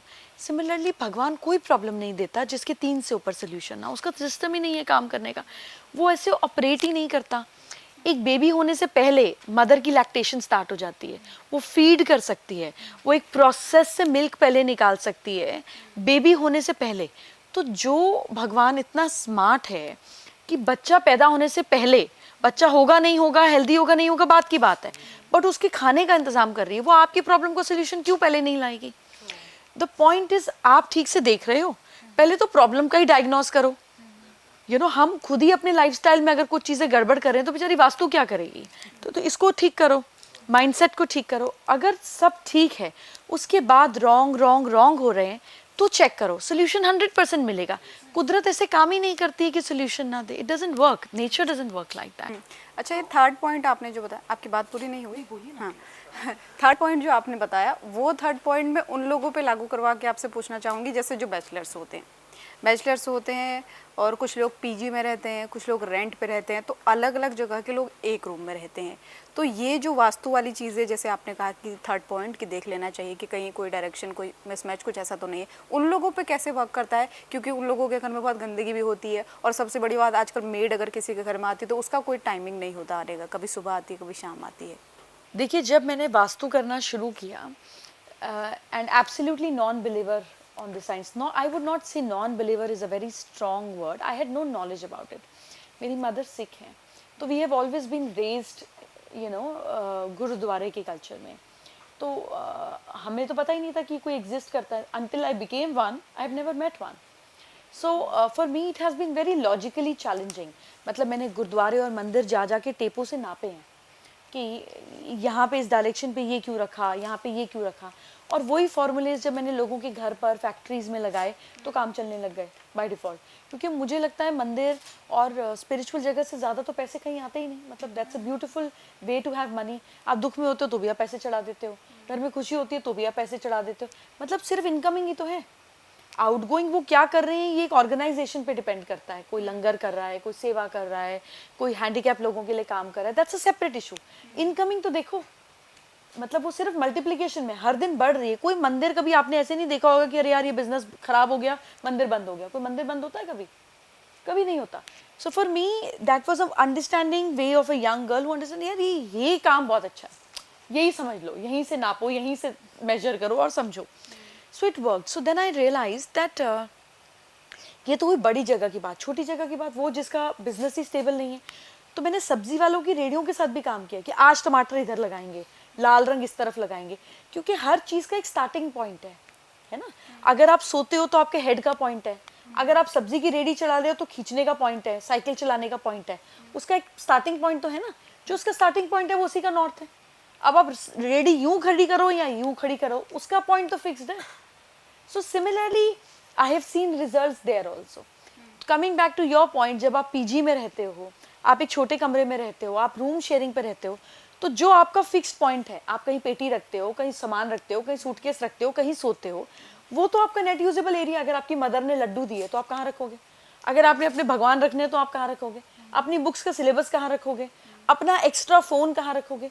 तो जो जो एरिया आप अपने सामान के लिए रख रहे हो वही आपका एरिया, उसी पे काम करेंगे। ओके।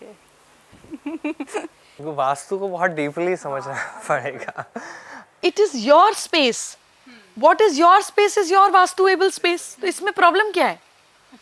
ये कंफ्यूजन था ना बहुत बड़ा, क्योंकि घर पे बात होती है कि आपके घर में ये यहाँ होना चाहिए। भाई जो लोग एक कमरे में रहते हैं उनके लिए घर का क्या मतलब? जो एक कमरे के आधे कमरे में रहते हैं, उस कमरे के आधे को डिवाइड कर कर उसका सेंटर चेक कर लें। बस यही पूछना था, बहुत बड़ा एक चीज़ मुझे confusion आपसे था, हाँ। पूछनी थी, जैसे हम फ़ोन यूज़ करते हैं, ज़्यादातर होता है यूज़ करते करते सर के पास में रखा सो गए।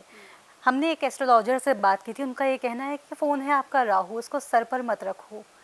क्या अब फ़ोन को भी राहु या इस तरह से देखना पड़ेगा, या क्या फ़ोन को दूर रखना चाहिए? इससे क्या होता है? देखिए, जब हम किसी सब्जेक्ट की रेमेडीज की बात करते हैं तो हमें समझना पड़ता है कि कौन सी चीज़ क्या है। फिर क्योंकि आप उसको गिफ्ट भी दे रहे हैं, आप उसका गिफ्ट भी ले रहे हैं, और उसका इफेक्ट होता है। फिर जिस चीज़ में कलर आ गई उसमें प्लैनेट्स ऑटोमेटिकली आ जाएंगे।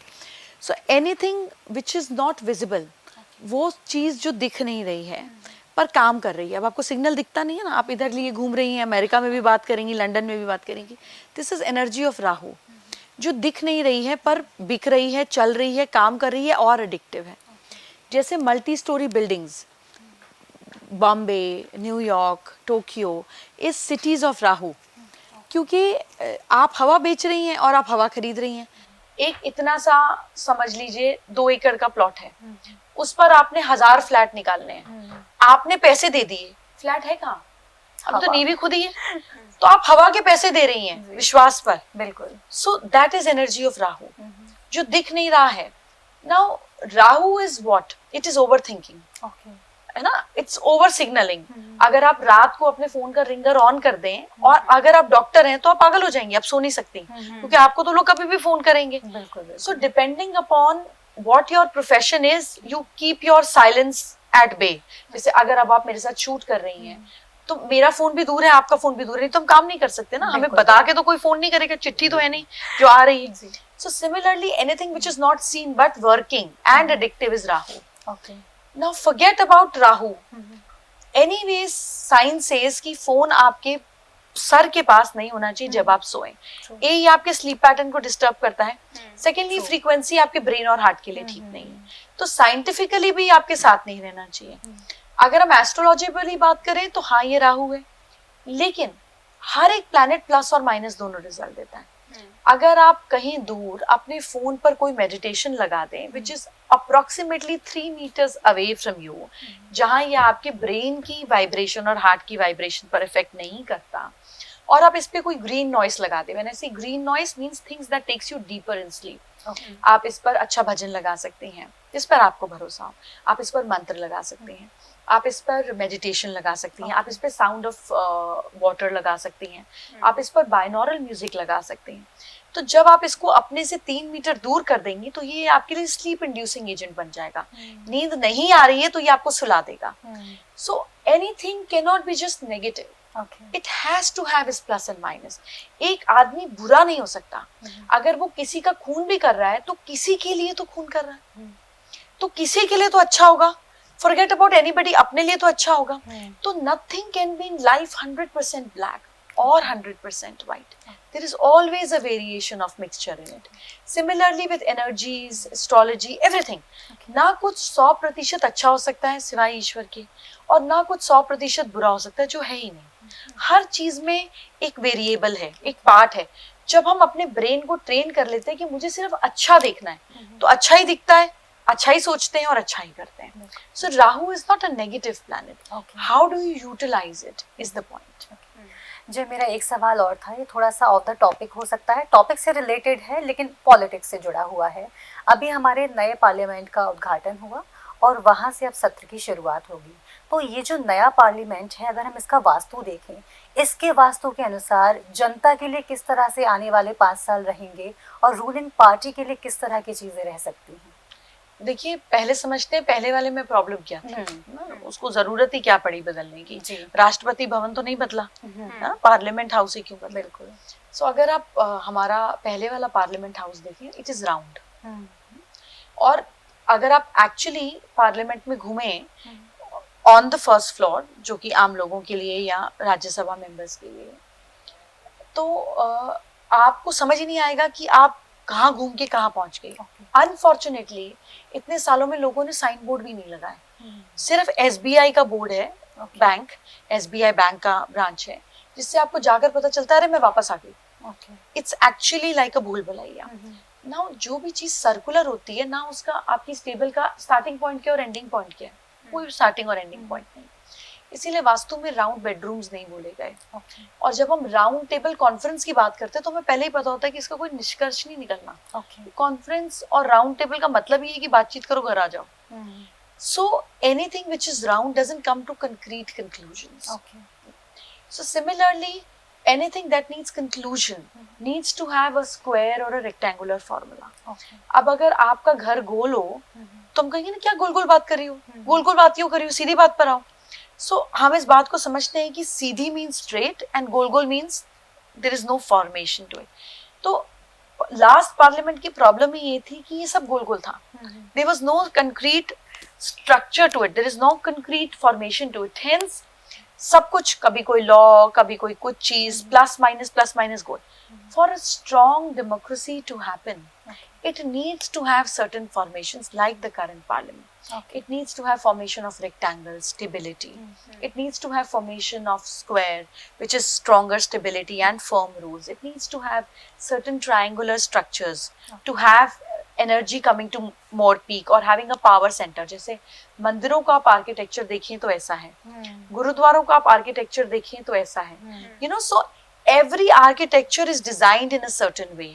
So current parliament से ज्यादा important है current प्रधानमंत्री कैसे होंगे, क्योंकि it is not just about a structure, it is also about the leader. True. अगर आप सारे regimes हम प्राइम मिनिस्टर्स के निकाल के देखें, people who have governed the country, अगर नेहरू जी का अपना नेचर है तो पॉलिसीज, नेचर, नेबरिंग कंट्रीज के साथ नेचर अलग तरीके से होगा। अगर इंदिरा जी सीट पर हैं या जितने समय तक हैं, being more aggressive and out there, emergency से लेकर अलग तरीके की चीज होंगी, क्योंकि उनका सोलो डिसीजन है। एक आदमी एक चीज का जवाब गुस्से से भी दे सकता है, शांति से भी दे सकता है। It's the head of the state. आप मनमोहन जी का देखें तो उनका रिजाइम अलग होगा, एक इकोनॉमिकल डेवलपमेंट की तरफ बात होगी। हमारे प्रधानमंत्री being out there as a global leader, technology, being a visionary, talking about, कौन बात करता है, you know, 2020 में कौन 2047 की बात करता है, you know. So a visionary will talk about long term planning like that. So it is not just about a structure, it is also about the decision maker at the structure. Structure तो अपने लिए काम करेगा ही, क्योंकि वो हमारी economy, हमारे देश को रिप्रेजेंट करेगा, but it's a longer way of going. Immediate result is the leader. जैसे एक रथ का वास्तु भी हो सकता है, एक गाड़ी का भी हो सकता है, बट चलाने वाला एक्सीडेंट करे तो क्या करोगे आप? बिल्कुल करेक्ट। वो गाड़ी आपको एयरबैग दे रही है, एक स्टेबिलिटी दे रही है, पर अगर आप केयरलेसली जाकर हाईवे के बीच में रोक ही दोगे तो फिर आप इसमें गाड़ी बेचारी क्या करेगी? So structure is very important, but who's living in it is equally important. Environment का हमारी डिसीजन मेकिंग पर असर पड़ता है 100%. कितना हो सकता है कि अगर मैं इस एनवायरनमेंट में हूँ, अभी हम आपसे बात कर रहे हैं तो एक अच्छा हेल्दी कन्वर्सेशन चल रहा है, क्या ऐसा हो सकता है कि अगर दो ही लोग हैं, सेम बात चल रही है, अगर किसी और एनवायरनमेंट में जाकर के बात करेंगे, किसी और रूम में जाकर बात करें, झगड़ा हो सकता है? दो बात समझते हैं, हम 4 जने बैठे हुए यहाँ पर बात कर रहे हैं। अगर यही बातचीत सपोज करिए कि मेरे घर के गार्डन में होता और नीचे से मेरा डॉग निकल रहा होता, तो आपका ध्यान उधर जाता कि नहीं जाता? अगर आप में से कोई डॉग फेयरिंग होता तो एक बार जंप भी करता पॉडकास्ट, अरे नहीं नहीं नहीं नहीं इधर मत लाओ प्लीज, मुझे डर लगता है। फिर मैं आपको समझाती, वो छोटी है, वो कुछ नहीं करती है, शी सेफ, पर आप कहती नहीं नहीं प्लीज आप उसको अलग कर लीजिए। सो इमीडिएटली आपकी वाइब्रेशन चेंज हुई depending upon the environment. Similarly अगर यही हम एक गार्डन या झील के किनारे कर रहे होते और नीचे पानी होता तो मैं शायद जूते उतार देती, मैं कहती चलो पैर तो दिख नहीं रहे हैं, पैर डाल दो, आई लाइक नेचर, मुझे मज़ा आ रहा है। मेरे पीछे पत्थर होता तो मैं शायद अपनी बैक को ऐसे कर लेती, पूरे पॉडकास्ट में मैं ऐसे होती। अगर मेरे पीछे स्टोन होता जिसके पीछे आप कुशन रखते और मेरी बैक बैकवर्ड होती तो मैं थोड़ी और टेढ़ी होकर बैठ जाती। My position, my action, my reaction, my behaviour, everything changed. Similar topic, similar people, similar बातचीत, माहौल बदलते। फॉरगेट अबाउट दिस, आप ही के यहाँ से नीचे अगर आपके डायरेक्टर के केबिन में चले जाएं जहाँ पर एक कुर्सी अलग, 3 अलग है, आपकी गर्दन की मूवमेंट बदल जाएगी, आपकी बातचीत की बदल जाएगी, इसका आउटलुक चेंज हो जाएगा, जो हम रिसीव करेंगे वो बदल जाएगा। तो सब चीज़ तो बदल ही रही है। तो फिर जब यही लोग एक ऐसे एनवायरनमेंट में हैं जहाँ पे कलर्स इफेक्टिव नहीं हैं, जो दिशा ठीक नहीं है, या फिर वाइब्रेशन ठीक नहीं है, फॉरगेट अबाउट अनदर थिंग, तो आप कैसे अच्छा महसूस कर सकते हैं? So it does affect. बिल्कुल। एक बहुत ही कॉमन क्वेश्चन और एक कॉमन प्रॉब्लम भी इसको कह सकते हैं। बहुत सारे लोग कहते हैं कि यार इसकी काली ज़ुबान है, इससे मत बात करो। तो कई बार क्या होता है ना, कई सारे लोग ऐसा कहते भी हैं कि हम कुछ अच्छा बोलते हैं वो हो ना हो, लेकिन कुछ बुरा बोलते हैं तो हो ज़रूर जाता है। तो ऐसा क्यों होता है? क्या वास्तु की दृष्टि से इसका कोई मेन कारण है, या फिर क्या वजह हो सकती है? क्योंकि कई बार मैंने देखा है, जैसे मेरे साथ भी ऐसा कभी होता है, जैसे मैं कुछ अच्छा बोलूँगी हो ना हो, लेकिन अगर मैंने कुछ गलत या कुछ नेगेटिव बोल दिया तो वो हो जाएगा, थोड़े समय बाद तब भी हो जाएगा। तो ऐसा क्यों होता है? आपके फ़ोन पे कैलकुलेटर है? हाँ। अगर आप 2+2 करेंगी तो क्या आएगा? 4 आएगा। नहीं, अगर आप 2+2 करेंगी तो 5 क्यों नहीं होगा? क्योंकि वो मेजरमेंट ही नहीं बैठता कुछ। और अगर कोई बच्चा एग्जाम में पेपर सॉल्व कर रहा है तो ऐसा हो सकता है कि वो 2+2 5 कर दे? पॉसिबल है ना ये गलती करना कि 2+2 5 कर दिया, 2+2 4 कर दिया, 2+2 14 कर दिया, पॉसिबिलिटी है। लेकिन कैलकुलेटर क्यों नहीं करेगा? क्योंकि वो एक्यूरेट रहता है, वो पूरा मेजरमेंट के साथ बनाया। अभी इसका कोई लॉजिक आंसर क्या बता सकते हैं? क्योंकि उसमें वो चीज़ फीडेड है, वो वही जवाब देगा जो उसमें फीडेड है। आप 2+2 करोगे तो 4 ही आएगा, उससे वो बच्चे वाली गलती नहीं होगी। There is no human error possible. Similarly is our brain, जब आप उसको प्रोग्राम कर देते हो 1 बार 2 बार 3 बार कहकर, जब मैं अच्छा बोलूँ वो होना हो, पर मैं बुरा बोलती हूँ वो हो जाता है। ईच टाइम जब आप बुरा बोलते हो तो आपका ब्रेन एक फ्रीक्वेंसी में चला जाता है, दिस हैज टू हैपन, इसमें होने की पॉसिबिलिटी बढ़ जाती है और वो हो जाता है। पर ये मिथ कहाँ से आया, ये बातचीत कहाँ से है? अब इसका जवाब तो हमारे शास्त्रों में कहा गया कि आप सोच समझकर बोलो। ऐसा होता है कि दिन में कई बार या दिन में एक बार माँ सरस्वती आकर आपकी जीवा पे बैठती है।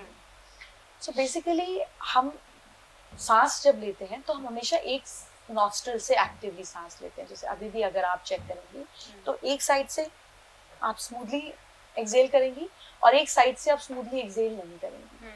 तो जब एक साइड नॉस्ट्रल चलती है लगभग 2 घंटा, और जब वो स्विच करती है टुवर्ड्स दूसरा nostril, for any healthy being it is important कि साइकिल मेंटेन। तो स्विच में कुछ सेकंड्स और कुछ कई बार आधे पौने मिनट का एक लैप्स होता है जिसमें दोनों नॉस्ट्रल चलती हैं। जब उन दोनों नॉस्ट्रल चलती हैं तो उसको हम बोलते हैं हमारी सुषुम्ना नाड़ी एक्टिव है। हमें पता नहीं होता, पर हम कभी तो होगी ना। अगर 2-2 घंटे के गैप में है तो सोचिए दिन में 12 बार वो एक्टिव हो रही है। चलिए आप 4 बार सो रहे हैं, बाकी बार तो जाग रहे हैं, तो उस समय आप जो बोलते हैं वो बाय डिफॉल्ट होने लग जाता है। इसीलिए अर्ली मॉर्निंग, भोर के समय और संध्या के समय आरती और पूजा कही जाती है, क्योंकि उस समय बाय डिफॉल्ट आपकी वो नाड़ी एक्टिव होती है विद इन दैट 40 मिनट्स। सो इसलिए आप ईश्वर की बात करो, आप अच्छी बात करो और आपके दिमाग में अच्छे विचार आए, क्योंकि ये सच हो, इसलिए सुबह और शाम की आरती करी जाती है। तो ये उस आरती के समय के अलावा भी अगर 12 बार ये टाइम आ रहा है और 4 बार आप सो गए और 2 बार ये 6, तो 6 तो फिर भी और है। तो इसीलिए कहा जाता है कि जो आप बोल रहे हो वो सोच समझ कर बोलो, क्योंकि वो सच हो सकता है। Because you don't know how to calculate and check it, तो इसको एक अच्छे भाव में कहा गया, क्योंकि लोग ज्यादातर बुरा ही बोलते हैं, अच्छा बोलते ही नहीं। और अगर आप अच्छा भी बोलो और अच्छा ही बोलो तो वो भी चीज सच होगी। दिन में 12 बार तो एक पॉसिबिलिटी है। और कभी भी माइंड में हम कैलकुलेट करते हैं कि यार कहीं ऐसा तो नहीं होगा, तो वो हो भी जाता है। जैसे कई बार चलते चलते सोचे यार थोड़ी देर बाद कहीं ऐसा तो नहीं हो रहा है, एक इमेज सी बनती है माइंड में, और थोड़ी देर बाद वो चीज़ हो रही होती है। क्योंकि ये जिस उसी भी का चीज की इमेज बने, अच्छी या बुरी, हम्म। दैट मीन्स आपके ब्रेन ने उसको ऑटोमेटिकली, जैसे हम बोलते हैं, ब्रेन ने उसको ऑटोमेटिकली छाप लिया। जैसे आपका आईफोन आपके चेहरे से खुलता है, दूसरे के से नहीं खुलता है। तो आपकी इमेज जो बार बार अपेयर होती है या जो ऑलरेडी फीडेड है, उसके फैक्ट होने के चांसेस कई गुना बढ़ जाते हैं। और अगर कभी ऐसा हो भी और हमें लगता है यार ये नहीं होना चाहिए, अब आ ही गया दिमाग में, immediately come back to the thought and से कैंसिल, इमीडिएटली कैंसिल इट। तो वो दिमाग में इमेज जो है वो धीरे धीरे फेड हो जाएगी। ये आप ही का सिस्टम है, यही सब कुछ चला रहा है। अगर आपको इसको चलाना आ जाए तो आप मालिक हैं, फिलहाल ये आपको चला रहा है तो आप नौकर हैं। जैसे रात में सपना आया मुझे कि यार उसकी डेथ देख ली, और अगले दिन सच में सुनने को मिलता है यार उसकी डेथ हो गई। इसमें आप कर नहीं सकते, किसी की जीवन और मृत्यु आपकी सोच के ऊपर डिपेंडेंट नहीं है, वो अपना डीएनए चिप लेकर आया हुआ है। कई बार हम जब सोते हैं तो हम अलग अलग फ्रीक्वेंसी पे ट्रैवल करते हैं। जैसे अगर आप गुस्से की फ्रीक्वेंसी पर हैं, उस समय आप प्यार नहीं ना कर सकते। अगर आप प्यार की फ्रीक्वेंसी पे है तो आप थप्पड़ नहीं मार सकते। तो ये फ्रीक्वेंसी पर आपका माइंड, आपकी बॉडी हर समय अलग अलग ट्रैवल कर रहा है। एम्बिशन की अलग है, रिलैक्सेशन की अलग है। आप हर दिन अलग अलग में ट्रैवल करती हैं, ठीक। तो ठीक इसी तरीके से जब आप सोते हैं या कई बार आप दिन में रेडियो पे, जैसे वॉकी टॉकी भी कई बार पुलिस का सिग्नल पकड़ लेता है, उसका पर्पस नहीं है पुलिस का काम करना, पर पकड़ लिया उसने सिग्नल, क्या कर सकते हैं। रेडियो कई बार कहाँ का सिग्नल पकड़ लेता है, that is not a frequency. Similarly कभी कभी हमारा ब्रेन जो घटित होने वाला होता है उस फ्रीक्वेंसी में जाकर वापस आ जाता है। सपने में, अभाव में, फीलिंग में, वो हमने क्रिएट नहीं किया, हम वहां जाकर ट्रैवल कर कर आ गए, हमने गलत सिग्नल पकड़ लिया। और जब हमें समझ आ जाता है कि सिग्नल कैसे पकड़ लेते हैं, तो हम बोलते हैं अरे यार ये अंतर्यामी। It's all here. मैम अगर बात ज्योतिष की करते हैं ना, तो कुंडली बहुत इंपॉर्टेंट मानी जाती है। आपने बहुत ज्यादा कुंडलियां देखी हुई अभी तक, सेलिब्रिटी लोगों की आप देखते आ रहे हो। तो जब कुंडली में जो ग्रह होते हैं, जब वो खराब होने लगते हैं धीरे धीरे, अचानक से कोई ग्रह खराब नहीं होता जैसा अभी तक हमने सुना है।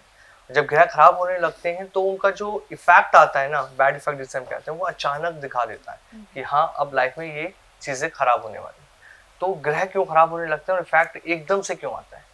देखिए, हर एक चीज, कहीं कोई ऊपर बैठा हुआ भगवान या कोई प्लैनेट ये नहीं कहता कि आज इस लड़के ने काली जैकेट पहनी है, आज मैं इसको तंग करूंगा। There is no notorious person out there. जब हम पैदा होते हैं तो हम एक सर्टेन विजन और रीजन के साथ पैदा होते हैं। कुछ लोग जीवन में सिर्फ हॉलीडे मनाने के लिए भी पैदा होते हैं कि आप बोलते हैं कोई काम नहीं करता, मौज है, पैदा हुआ मर गया, खत्म, कहानी, चैप्टर ओवर। उसका यही पर्पस था। कुछ लोग स्ट्रगल के लिए पैदा होते हैं, कुछ अचीव करने के लिए पैदा होते हैं। हर एक सोल अपना डिसाइडिंग मोटिव लेकर आती है कि मुझे क्या करना है। जब हम उस पार्ट से हटते हैं, जैसे अगर बच्चे को पेपर देना हो और उसका मोटिव हो कि मुझे आईआईटी में जाना है और वो नहीं पढ़े, तो माँ बाप फोन भी खींच लेंगे, टीवी भी बंद कर देंगे, भैया तू नहीं पढ़ना था, तेरा ही डिसीजन था, आप पढ़। तो सिमिलरली अप देयर वही वाइब्रेशन हमको बताती है कि ये ठीक नहीं है, अब तुम अलग जा रहे हो, ये हटाओ, ये डिस्ट्रैक्शन हटाओ, ये डिस्ट्रैक्शन हटाओ, ये चीज हटाओ। बट हम डिस्ट्रैक्शन हटाने में लड़ाई में लग जाते हैं, डिस्ट्रैक्शन का सुपर डिस्ट्रैक्शन क्रिएट कर देते हैं, सोल्यूशन नहीं निकालते। The moment in any relationship you see कि जो आदमी एक बार किसी फिजिकली अब्यूजिव या किसी मेंटली अब्यूजिव आदमी के साथ अटैच हो जाता है, वो एक रिश्ता तोड़े, 2 तोड़े, 3 तोड़े, सब चीज लोग बदलते रहते हैं, सिचुएशन वही रह जाती है। Because you don't take the lesson right. यही लेसन था, यही सीखना है और यही चीज बदलनी है। हमें लगता है बदलेगा तो तू, मैं क्यों बदलूं? तो द पॉइंट कम्स इन कि जब आप रोड पे चलते हो तो आप जूते पहनते हो, आप रास्ते पे कारपेट नहीं बिछाते चलते हो। Similarly if something is troubling you, the situation and the solution has to be changed from inside. सामने वाले का कोई रोल ही नहीं है, आदमी बदल दोगे सिचुएशन वही रह जाएगी। So planets also come with the same motive कि भैया ये ठीक नहीं हो रहा, ये ठीक करो। एवरी प्लैनेट कम्स विद कि मुझे ये पसंद है, अब तुम्हें ये करना चाहिए। कोई प्लैनेट कहता है दान करो, कोई कहता है डिसिप्लिन करो, कोई कहता है कंफर्टेबल हो, कोई कहता है कि यू नो व्हाट, अपने इमोशंस को ज्यादा ध्यान दो, कोई कहता है इमोशंस को ध्यान मत दो। वो तुमसे सारे रोल कराएगा क्योंकि ये तो तुमको करना ही है। बट जब हम एक चीज पर फिक्स्ड हो जाते हैं तब हम जानवर बन जाते हैं। इंसान में और हम में और एनिमल में क्या डिफरेंस है? स्पाइन का ही तो डिफरेंस है। जैसे जैसे हमने अपने आप को फ्लेक्सिबल किया, वैसे वैसे हम ह्यूमन बीइंग हो गए। The moment we leave flexibility, जैसे मेरा तो ये सिद्धांत है, मेरा ये उसूल है, मैं तो यही करूंगा, दिस इज ऑल राइट, ठीक है, आप कुदरत से ज्यादा स्ट्रांग हो तो अब आप देखो क्या करता है। So the moment you are flexible से अच्छा ये करना है, ग्रेट, ये मेरे प्रिंसिपल, ये मेरे इश्यूज, ये मेरा माइंडसेट, खटाक पोटली में बनाओ, गांठ बांधो, से ही मैंने हटा दिया, नहीं बताओ क्या करना है, there is no problem. Yes. Flexibility is the key of life. Rigidity is the problem of life. आपने अभी पार्टनर्स की बात की। आज के टाइम पर हर कोई एक अच्छा पार्टनर चाहता है, मिल नहीं पाता। How to attract right partner? अगर आप अच्छे पार्टनर हैं तो आपको अच्छा पार्टनर मिल जाएगा। अच्छा, अगर आप अच्छा पार्टनर ढूंढ रहे हैं तो आपको कभी अच्छा पार्टनर नहीं मिलेगा। अच्छा। ये संभवतः पॉसिबल ही नहीं है। Okay, Initially when I started understanding this science, forget about astrology, this is more like a gift to me, vastu astrology, ईश्वर की दया है, अल्लाह मेहरबान गधा पहलवान। But when I was understanding it, so I wanted to understand what is the concept of self love. हम बात करते हैं self love, अपने से प्यार करो। मैंने कहा ये है क्या? I asked myself कि अगर मैं अपने आप को एक कमरे में बंद कर दूं जहाँ कोई भगवान की फोटो ना हो, तब भी फोन होते थे, कोई फोन ना हो, कोई किताब ना हो, कोई लिखने की चीज ना हो, बेसिक खाना आए और खा के बाहर, कुछ नहीं, सिर्फ मैं और एम्प्टी बेसिक नेसेसिटी का रूम, मैं कितने दिन रह सकती हूँ? मैंने कुछ दिन किया भी। And I realized all through the process कि जैसे ही हम इतनी आइसोलेशन की बात करते हैं हमें घबराहट हो जाती है, दिल बैठने लग जाता है। कोविड में आधे लोग पागल हो गए, हालांकि घर वाले साथ हैं, सब कुछ साथ हैं। आइसोलेशन और being with yourself, if I might rightly put it, scares us. अकेले बैठने में डर लगता है, अकेले सोने में डर लगता है, अकेले जाने में डर लगता है, अकेले घूमने में डर लगता है। जब आप अपनी ही कंपनी से घबराते हो तो कोई सामने वाला आपको कैसे अनकंडीशनल प्यार करेगा? ये कैसे पॉसिबल है? The moment you start enjoying yourself, everybody else, the whole earth, the whole world starts enjoying you. So the science is not to find somebody perfect. The thing is to make yourself perfect. अगर आप एक अच्छे partner हो तो आप जिंदगी में जिसको हाथ लगा दोगे वो आपका, जिसको हम बोलते हैं ना, मुरीद हो जाएगा, मोहित हो जाएगा, मनमोहित हो जाएगा, अडिक्ट हो जाएगा। Only if you are good, everybody else wants you. आप अच्छी परफ्यूम क्यों लगाते हो? क्योंकि उसकी अच्छी फ्रेग्रेंस है, और अगर उस फ्रेग्रेंस की 4 लोग तारीफ करते हैं तो फिर आप वही खरीद के लगाते हो। Similarly in relationship and with yourself also, जब लोग आपकी तारीफ करते हैं, आपका पार्टनर आपसे और अट्रैक्ट होना शुरू करता है। जब आप तारीफ के लायक हो जाते हो तो लोग आपकी नेचुरली तारीफ करते हो, और जब आप तारीफ के लायक हो जाते हो तो आप तारीफ से अफेक्ट होना भी बंद हो जाते हो। एक चीज़ और होती है, मैंने कई बार देखा है, हस्बैंड वाइफ हैं, अगर हस्बैंड ने अपनी वाइफ की तारीफ कर दी किसी थर्ड पर्सन से, उसको वाइफ को नहीं पता कि उसकी तारीफ हुई है, और क्या होता है कि सब कुछ अच्छा चल रहा होता है, लेकिन शाम में जब बात करते हैं झगड़ा हो जाता है। फिर बात यही आती है कि अच्छी तारीफ करते हैं यार तुम्हारी, तुम तो सर पर चढ़ जाती हो, पता तुमको नहीं है, लेकिन क्या फिर ये भी कहना होता है लोगों का कि नज़र लग जाती है, ऐसा होता है? देखिए बहुत सारे सिस्टम्स मानते हैं नज़र को, यू नो, एंड दशम ग्रंथ में, हालांकि सिखिज्म इस बात को बहुत ज़्यादा बिलीव नहीं करता, तब भी गुरु गोविंद सिंह जी ने दशम ग्रंथ में ये पॉइंट किया कि कई बार नज़र और ईविल आई पत्थर तक तोड़ देती है, और लोग इसको एक्सपीरियंस करते हैं। ऐसा होता है कि you are sitting next to me, है ना, और आप भी मेरे साथ बैठे हैं, अगर मैं अपना चेहरा, अपना आपके हाथ को और अपने चेहरे को बहुत क्लोज ले आऊं, इज इट इरिटेटिंग? अभी तो नहीं। अब ये देखिए, is it irritating? Yeah, yes, no, maybe. Is it irritating? Why? मैंने तो आपको छुआ नहीं। मतलब कुछ लग रहा है, कुछ बैरियर सा लग रहा है। क्यों? क्योंकि आपकी जगह तो नहीं, आपने खरीदी है हवा। नहीं, फिर क्या प्रॉब्लम है? क्योंकि वो मेरे थोड़ा सा करीब आ रहा है तो मुझे डिस्टरबेंस हो रहा है। करेक्ट। नो, सिमिलरली आप जब अपने घर में होते हैं और कोई आपके घर के बाहर सिर्फ बैठ जाए, ऐसे अंदर नहीं आ रहा, आपकी जगह भी नहीं है, गवर्नमेंट की है, और वो सिर्फ बैठ के टकटकी लगा के आपके घर को देखने लगे, तो आप पुलिस में कंप्लेन करेंगे? क्यों? आपकी जगह थोड़ी ना है, क्योंकि आपको अनकंफर्टेबल महसूस हो रहा है, आपको डाउट हो रहा है। सिमिलरली हर एक चीज की अपनी स्पेस होती है, वो दिखती नहीं है पर वो होती है। जब कोई हमारे स्पेस के बहुत करीब आ जाता है, हमें छूता नहीं है, मैंने इनको छुआ नहीं, बट ये अनईजी हुआ। सो सिमिलरली जब कोई हमारे इंटेंशंस के बहुत क्लोज आ जाता है, हमारी एनर्जी बॉडी के बहुत क्लोज आ जाता है विद ईविल आई, और हमारा अपना ऑरा वीक होता है बीमारी के कारण, शराब के कारण, अल्कोहल के कारण, जब हमारे रिफ्लेक्स एक्शन स्लो होते हैं लाइफ में, तब हमारी जो फाइटिंग कैपेसिटी है हमारी सोल की, वो वीक हो जाती है। जब आप शराब पीते हैं, आप बहुत गुस्से में होते हैं, आप बहुत एरोगेंट होते हैं, तो आपका रिस्पॉन्स, रिएक्शन कम होता है, आप आसपास की चीजों को देख नहीं पाते, तब सामने वाले की नेगेटिविटी आपके स्पेस में रैप्चर करके इफेक्ट कर देती है। Okay. So it is a simplistic way of understanding how energy works. If you are aware, if you are sensible and you learn how to clean your aura, तो ये problem नहीं आती। इसीलिए कहा जाता है कि आप मंदिर जाएं या आप गुरुद्वारे जाएं, किसी भी धर्म में जाएं, हर एक धर्म में अलग अलग तरीके से एलिमेंट्स को यूज किया गया। मुस्लिम भी झाड़ा लगाते हैं, एयर एलिमेंट को यूज करते हैं, म्यूजिक होता है, स्पेस एलिमेंट होता है, मंदिरों में जोत जलती है, फायर एलिमेंट होता है, गुरुद्वारे में वाटर एलिमेंट होता है, अमृत पिलाया जाता है, अमृत छिड़का जाता है। सो सिमिलरली जो एलिमेंट्स हैं वो एनर्जी को बहुत अच्छे से प्रिजर्व कर लेते हैं, पॉजिटिव भी नेगेटिव भी। तो क्योंकि वहाँ पे पूरा दिन पूजा पाठ चलता है, तो वो पॉजिटिव एनर्जी को ऑब्जर्व किया। अब जब आप वहाँ पर गए, आपने जोत ली, आरती की, आपने घर पे पूजा करी, तो छोटा सा फ्रूट रखा, अर्थ एलिमेंट, आपने घंटी बजाई, स्पेस एलिमेंट, आपने धूप बत्ती जलाई, एयर एलिमेंट। आप जैसे ही एलिमेंट को अच्छे भाव के साथ जोड़ देते हो, आपका ऑरा क्लेंज हो जाता है। उसमें नजर उतारनी नहीं पड़ती, आप उतार सकते हो नजर, but it was a by default way कि पूजा क्यों करें, क्यों अपने सिस्टम में पूजा पाठ को लेकर आए। Was the point was to cleanse your aura through one of the elements. कुछ तो करोगे ना, पूजा जलाया, कोई मंत्र बोलोगे, कोई घंटी जलाओगे, कोई दिया, दो बत्ती, कुछ तो करोगे। कुछ भी नहीं करोगे तो हाथ जोड़ोगे, आप स्पेस एलिमेंट पर आओगे, अपने आप को कनेक्ट करोगे, इमीडिएटली क्लेंजिंग हैपेंस। सो जब क्लेंजिंग हो जाती है तो नजर का इफेक्ट नहीं रहता। जब क्लेंजिंग नहीं करते हो, अगर आज आप सर्दी के मौसम में आपने कोट अगर पहना हो, तो ये कोट आपको सर्दी से बचा रहा है, लेकिन अगर आप इसको साल भर धोओगे नहीं, ड्राई क्लीन नहीं करोगे, तो ये कोट आपको बीमार करेगा, क्योंकि इसने जर्म्स ले लिए।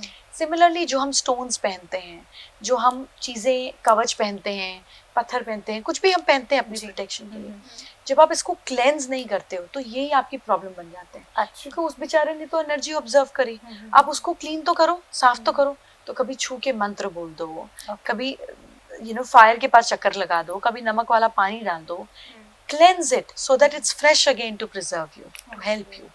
तो नजर लगती भी है, और उसको बचाने के हजारों तरीके हम दिनचर्या में यूज भी करते हैं, बट जब हमें अवेयरनेस होती है तो हम 100% यूज करते हैं। मुझे आपसे एक चीज और पूछनी थी, वास्तु के रेड फ्लैग्स क्या हो सकते हैं? देखिए, कोई स्पेसिफिक रेड फ्लैग नहीं होता, बट हाँ, ऐसा मेजरली स्टडी किया गया कि जब आपका टॉयलेट नॉर्थ ईस्ट में होता है, तो वो हेल्थ इशू देता है, क्योंकि नॉर्थ ईस्ट मतलब आपका दिमाग या घर में रहने वाले का दिमाग। यहाँ पे जब ड्रेनेज हो जाएगा तो आपके आइडियाज फ्लश होने लग जाएंगे। टॉयलेट है तो शेयरली गंदगी भी होगी। सो वेयर वी से कि इसका दिमाग नहीं चल रहा, इट्स ड्रेनेज। सिमिलरली यहाँ पर अगर दिमाग में आग लगा दो तो गुस्सा आ जाएगा, इरिटेशन बढ़ जाएगी, गुस्से में आदमी रॉन्ग डिसीजंस लेता है, कोई चीज नहीं भी छोड़नी होती छोड़ देता है, बाद में पछतावा करता है, which is kitchen. So north east को हम जितना साफ रखें, चाहे बेडरूम हो, चाहे बेड हो, चाहे आपका स्पेसिफिक एरिया हो, आपका डेस्क का नॉर्थ ईस्ट क्यों ना हो, ये जितना क्लीन रहेगा उतनी अच्छी आपकी थिंकिंग पैटर्न होगी। बिकॉज इवेंचुअली हर चीज का सोल्यूशन तो आपका ब्रेन ही देगा, नहीं तो लोग आपको सोल्यूशन बताते चले जाएंगे, आप सुनेंगे और अमल ही नहीं करेंगे। हम कहते हैं ना, बुद्धि भ्रष्ट, नाश काल विपरीत बुद्धि। द ओनली पॉइंट इज कि वक्त को सही करने के लिए बुद्धि सही होना जरूरी है, क्योंकि भगवान ऊपर से नीचे तो आते नहीं, किसी के थ्रू मैसेज दे देंगे, कोई एडवाइस दे देगा, कोई सोल्यूशन आ जाएगा, कोई इंट्यूशन हो जाएगी, कोई चीज सपने में आ जाएगी। इवेंचुअली तो सब कुछ ब्रेन से ही छन कर जानी है। अगर आपका ब्रेन ही ठीक नहीं है तो आप किसी चीज को फॉलो ही नहीं करोगे। सो इसलिए नॉर्थ ईस्ट का अच्छा होना अच्छा जरूरी है। और ग्रीन फ्लैग्स क्या होंगे वास्तु के अकॉर्डिंग? देखिए, मुझे ऐसा लगता है कि बहुत लोग ऐसा मानते हैं और करते भी हैं कि मंदिर एक स्पेसिफिक जगह पे होना चाहिए, बेडरूम में मंदिर नहीं होना चाहिए। आई बिलीव भगवान का कोई साइड इफेक्ट नहीं होता। और मुझे ऐसा लगता है डिपेंड करता है कि आपका भाव और आपका रिश्ता कैसे है। हाँ, बेडरूम में भगवान आ जाने से आपकी सेक्सुअल लाइफ, इंटीमेट लाइफ कम हो जाती है। क्योंकि अगर आपके कमरे में आपके पेरेंट्स हैं और आप किसी से रोमांस कर रहे हो तो आप कितना रोमांस कर लोगे। कितना आप ओपनली उस चीज को कर लोगे. सो हेंस इसलिए कहते हैं कि बेडरूम में मंदिर नहीं होने चाहिए, भगवान नहीं होने चाहिए. लेकिन अगर आपका भाव ये है कि तू तो सब जगह है, और अगर आप वैराग के भाव में है कि मेरा रिश्ता जो भगवान से है वो ऐसा है कि अब सिर्फ तेरे से ही है, इंटीमेसी की जरूरत ही नहीं, जैसे एक सर्टेन एज पे हो भी जाता है, तो बेडरूम में भगवान रखना ब्लेसिंग का काम करती है. He becomes integral part of your life. But again depending upon what is your requirement, है ना. Again I come back to it. आप हॉस्पिटल जाते हो तो आप एक सर्टन स्पेसिफिक यूनिट में जाते हो. जस्ट बिकॉज ये चीज ठीक नहीं है और वास्तु के हिसाब से ठीक नहीं है, ठीक नहीं कर लो, ऐसा नहीं होता है. प्रॉब्लम क्या है, सिम्टम्स मैच करो, अगर मैच हो रहे हैं तो सोल्यूशन करो. एक वंडरफुल एक प्रॉब्लम कहें या बात कहें, जो भी कहें, इसको आजकल बहुत कॉमन है. हर कोई पैसा पाना चाहता है. मान लीजिए हमने कोई नौकरी पानी चाहिए, नौकरी मिल गई, फिर हमने सोचा घर हुआ, घर भी मिल गया, एक भरा पूरा परिवार भी हो गया, फिर भी एक स्पेस होता है लाइफ में, ऐसा लगता है कि कुछ तो रह गया. मतलब एक जो हैप्पीनेस होती है ना, क्योंकि जैसे कि अभी हम डिफाइन भी नहीं कर पाए थे कि हैप्पीनेस एक्चुअली है क्या. तो वो क्या चीज़ है जो स्पेस हमेशा खाली रहता है. क्योंकि कभी हम भी सोचते हैं कि हमको ये नौकरी मिल जाए, अगर मिल भी गई उसके बावजूद जब हम उसको पा लेते तो लगता है कुछ खाली है, कुछ तो रह गया जो अभी पाना है, और समझ में नहीं आता वो चीज़. देखिए, कंटेंटमेंट जैसे ही आ जाता है, वैराग आ जाता है. जिस स्पेस की आप बात कर रही हैं, हमारी बॉडी में भी स्पेस है, दांत के बीच भी कैविटी है, नोज के अंदर भी स्पेस है. अब अगर ये स्पेस भर दो तो आदमी मर जाएगा. This is necessary and essential. So it only aspires you to do better, to become better. दुख और तकलीफ कब आती है, जब आपकी एस्पिरेशन ग्रैटिट्यूड के साथ नहीं चलती. Ambition is not bad, but gratitude is an essential part of it. ये इसके साथ जरूरी है. जैसे दांत बहुत सुंदर है लेकिन साफ नहीं है, चबा रहे हैं, काम ठीक कर रहे हैं, लेकिन सुंदर नहीं दिख रहे हैं, तो मजा नहीं है, बात नहीं आएगी. हंसते हुए आदमी कॉन्शियस होगा.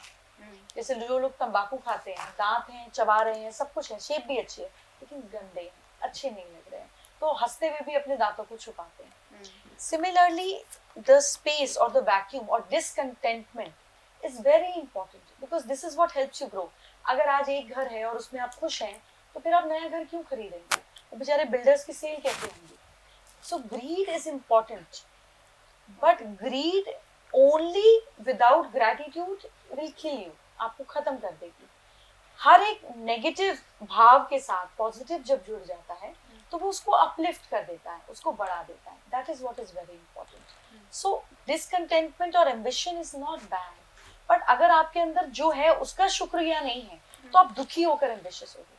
अगर शुक्रगुजार है कि थैंक यू आपने ये घर दिया, बट यू नो व्हाट, अब ये काफी नहीं और बड़ा करते हैं, बट थैंक यू आपने ये घर दिया, तो moment there is thank you of what you have and you still want more.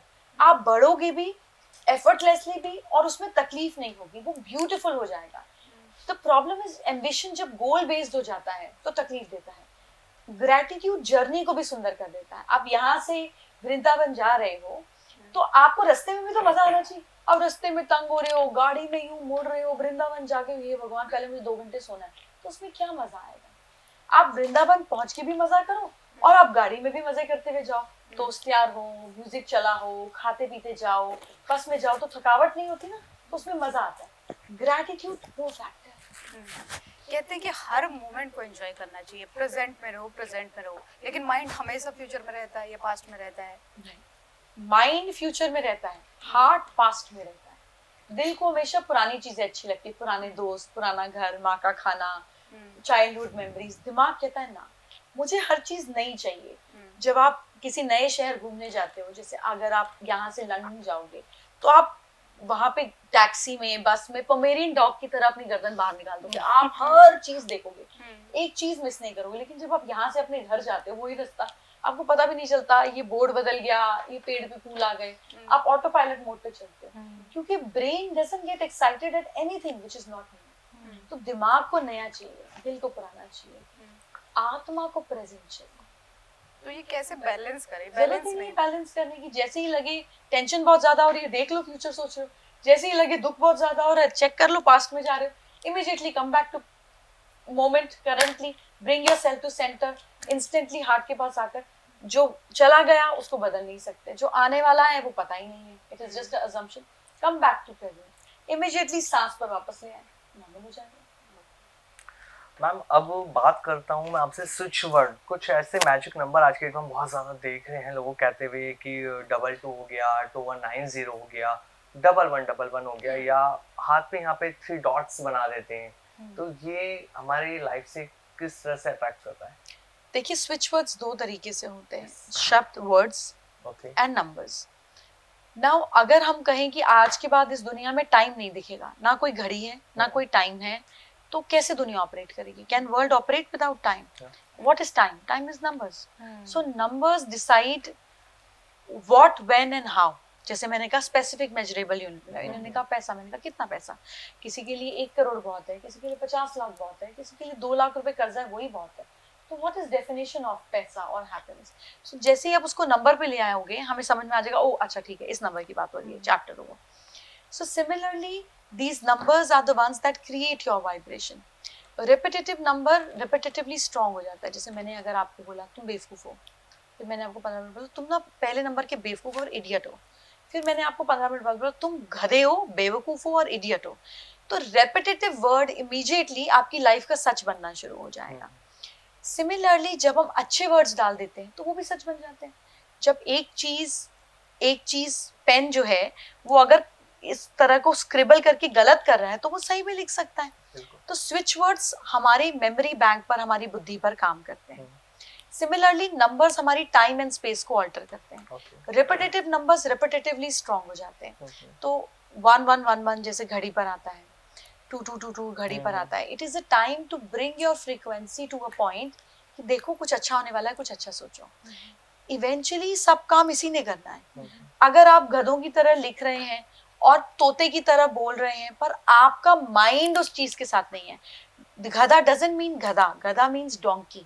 It is doing everything repetitively without realizing I'm doing it repetitively. Your intention has to be there.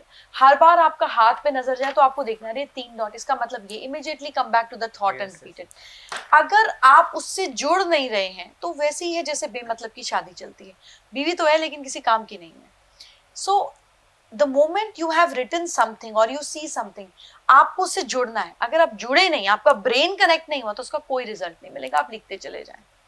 आपने अभी थोड़ी देर पहले relationship की बात करी थी, मैंने सुना है, अब ट्रुथ है यानी वो आपसे ही जानेंगे, कि कहते हैं अगर रिलेशनशिप को स्ट्रांग करना है तो हाथों मेहंदी लगा के रखनी चाहिए, ये ट्रुथ है? देखिए बेसिकली समझे तो मिथ और लॉजिकली ले तो actually it's a beautiful logic behind it. जैसे मेहंदी का रंग क्या चढ़ता है हाथ पर? लाल, लाल नहीं होता, मैरून टाइप कुछ, tones of orange. It's a colour of action. ठीक, जब हमने अभी बात करी कलर की तो हमने कहा मल्टीप्लिसिटी का अगर हम कलर देखें तो tones of reds and orange is a colour that multiplies. फिर जब आप अपने हाथ की बात करें तो सारे 9 के 9 प्लैनेट्स सब कुछ आपके हाथ पर ही है। आपका लेफ्ट हैंड का लाइंस आपके राइट हैंड से नहीं मिलती है। One is your destiny hand and one is your Karma hand. एक आपका सबकॉन्शियस माइंड है और एक आपका कॉन्शियस माइंड है। कई बार लोग बोलते हैं कि किसी के हाथ ना हो तो क्या मतलब उसकी किस्मत नहीं होगी? बिल्कुल होगी। यही सेम चीज आपके पैरों के नीचे भी है और यही सेम आपके माथे पर भी है। अब अगर हाथ भी ना हो, पैर भी ना हो तो माथा तो है, अगर डेट ऑफ बर्थ नहीं भी है। और अगर माथा भी जला हुआ है तो फिर किस्मत ही क्या देखनी? then what is there left in the line? So हर एक बॉडी के अंग से भी आप प्लैनेट्स को देख सकते हैं। Now coming back to the point of it, कि यहाँ पे कुछ एरियाज होते हैं जैसे कि ये पार्ट और ये पार्ट, ये 3 हिस्से। जब यहाँ पर ऑरेंज कलर या रेड कलर आ जाता है, including this part also to some extent, जब यहाँ पे ऑरेंज कलर आ जाता है तो ये हमारी क्रिएटिविटी को बढ़ाता है, हमारे एक्शन को बढ़ाता है, हमारी प्लानिंग को बढ़ाता है और साथ साथ हमारे फेम को बढ़ाता है। तो जैसे ही ये फेवरेबल इनका दोस्त के रंग है, जब वो यहाँ पर आ जाता है तो ये हमारी बाकी चीजों को भी एक्टिवेट कर देता है। जैसे कि अगर आप घर में सुस्त बैठे हो और आपका कोई दोस्त आ जाए, चल चल उठ जिम जाना है, चल उठ गाड़ी में चक्कर मार कर आते हैं, आप डिप्रेशन में भी हो तो आप उठ जाएंगे ना, क्योंकि आपका फेवरेबल दोस्त आ गया या आपके पेरेंट आ गए हैं जिसको आप पसंद करते हैं।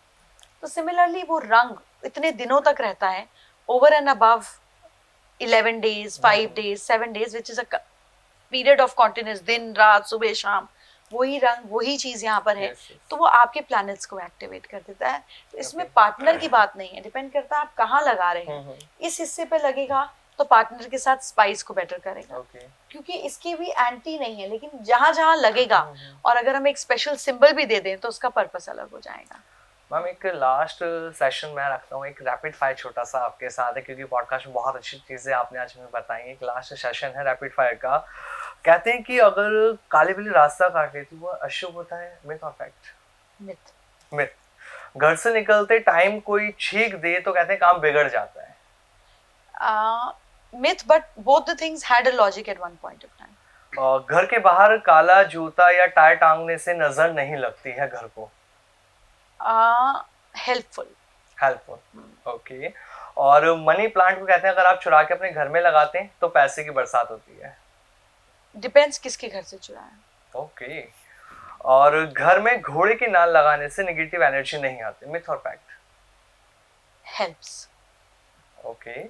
टूटते हुए तारे को देखकर अगर कहते हैं विश मांगी जाए तो 100% पूरी होती है?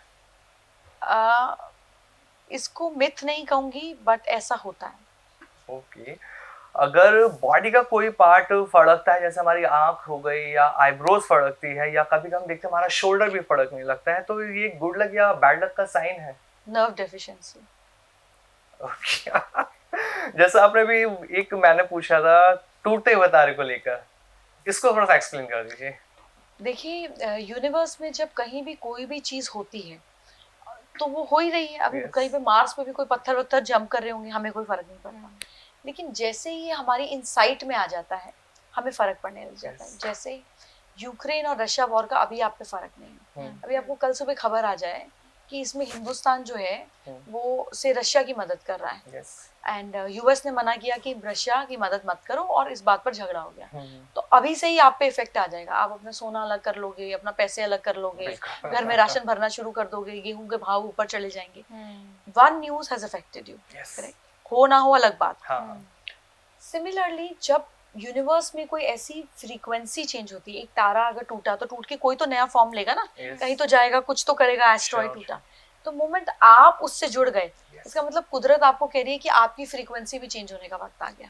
तो मोमेंट आप उस चीज को समझकर अपनी नई एलिवेशन के लिए विश मांगोगे। विश का मतलब ये ना कि आज हम यहाँ पर है Yes, भैया, yes. यहाँ जाना है, दैट इज विश। कोई बिल्कुल, नीचे जाने के बिल्कुल। लिए तो विश नहीं करता। No. तो मोमेंट उस चेंज में, उस ट्रांजिट में आप भी अपना चेंज जोड़ दोगे तो वो कलेक्टिव एनर्जी हो जाएगी। जी भैया तू खत लेकर जा ही रहा है, Yes. मेरा भी पकड़ ले मेरा साथ भी। में। It's like that. वंडरफुल, बहुत शानदार पॉडकास्ट रहा मैम, सच में बहुत मजा आया जय मैम आपके साथ। बहुत अच्छी चीजें आपने आज हमें समझाई, और जो डीपली नॉलेज आज आपने दी ना अभी तक हमें नहीं मिलती, और हमारे व्यूअर्स भी बहुत खुश होने वाले हैं। मेरे घर वाले बहुत टोकते हैं कि 3 लोग मंदिर मत जाओ, 3 लोग इधर मत जाओ। तो ये 3 वर्ड को बड़ा ही एक तरीके से Yes, अपशब्द yes, माना yes. जाता है ये। और दूसरा ये क्योंकि आप मोटिवेशनल स्पीकर भी हैं तो लोगों को बहुत गाइड करती है, हमने देखी है आपकी वीडियोस। ऐसा क्यों होता है कि थोड़ी देर तो वो चीज़ असर करती है, थोड़ी देर बाद फिर हम पुराने जैसे हो जाते हैं? तो क्या ऐसा करें कि वो चीज़ मेंटेन रह पाए? अगर हम किसी से इंस्पायर हुए तो उसको थोड़ा लंबा ले जाए ताकि हमारी जर्नी भी बेटर हो। पहली चीज को जवाब देते हैं, उसको कहते हैं 3 तिगाड़ा काम बिगाड़ा। ऐसा होता नहीं है, क्योंकि ऐसा होता था कि पहले जब लोग जाते थे किसी डिसीजन पे, किसी से बात करने, तो 2 लोग हैं आपस में डिस्कस कर लिए, तीसरे का व्यू आ गया तो यूजुअली वो एंटी हो जाता था, आदमी कंफ्यूज ज्यादा हो जाता था। तो अकेला आदमी को डायरेक्शन चाहिए, 2 आदमी को साथ मिल जाता है, तीसरा आते ही too many cooks spoil the broth हो जाता है, इसलिए कहा जाता है। तो इसमें 3, 4, 5, 7, 11 नंबर ऐड करते जो प्रॉब्लम बढ़ती जाएगी, घटेगी नहीं, क्योंकि डिसीजन ही नहीं होगा। Round table conference as I would say. दूसरी बात, जब हम किसी मोटिवेशन बात को सुनते हैं, कोई चीज करते हैं, तो ऐसा हम करते हैं कि हम एक दिन जिम गए और हमने एक्सरसाइज की और बॉडी देखी और कहा यार अब तो मैं ऋतिक रोशन जैसा दिखूंगा या मैं दिशा पतानी जैसी दिखूंगी। तो ऐसा हो जाता है नहीं?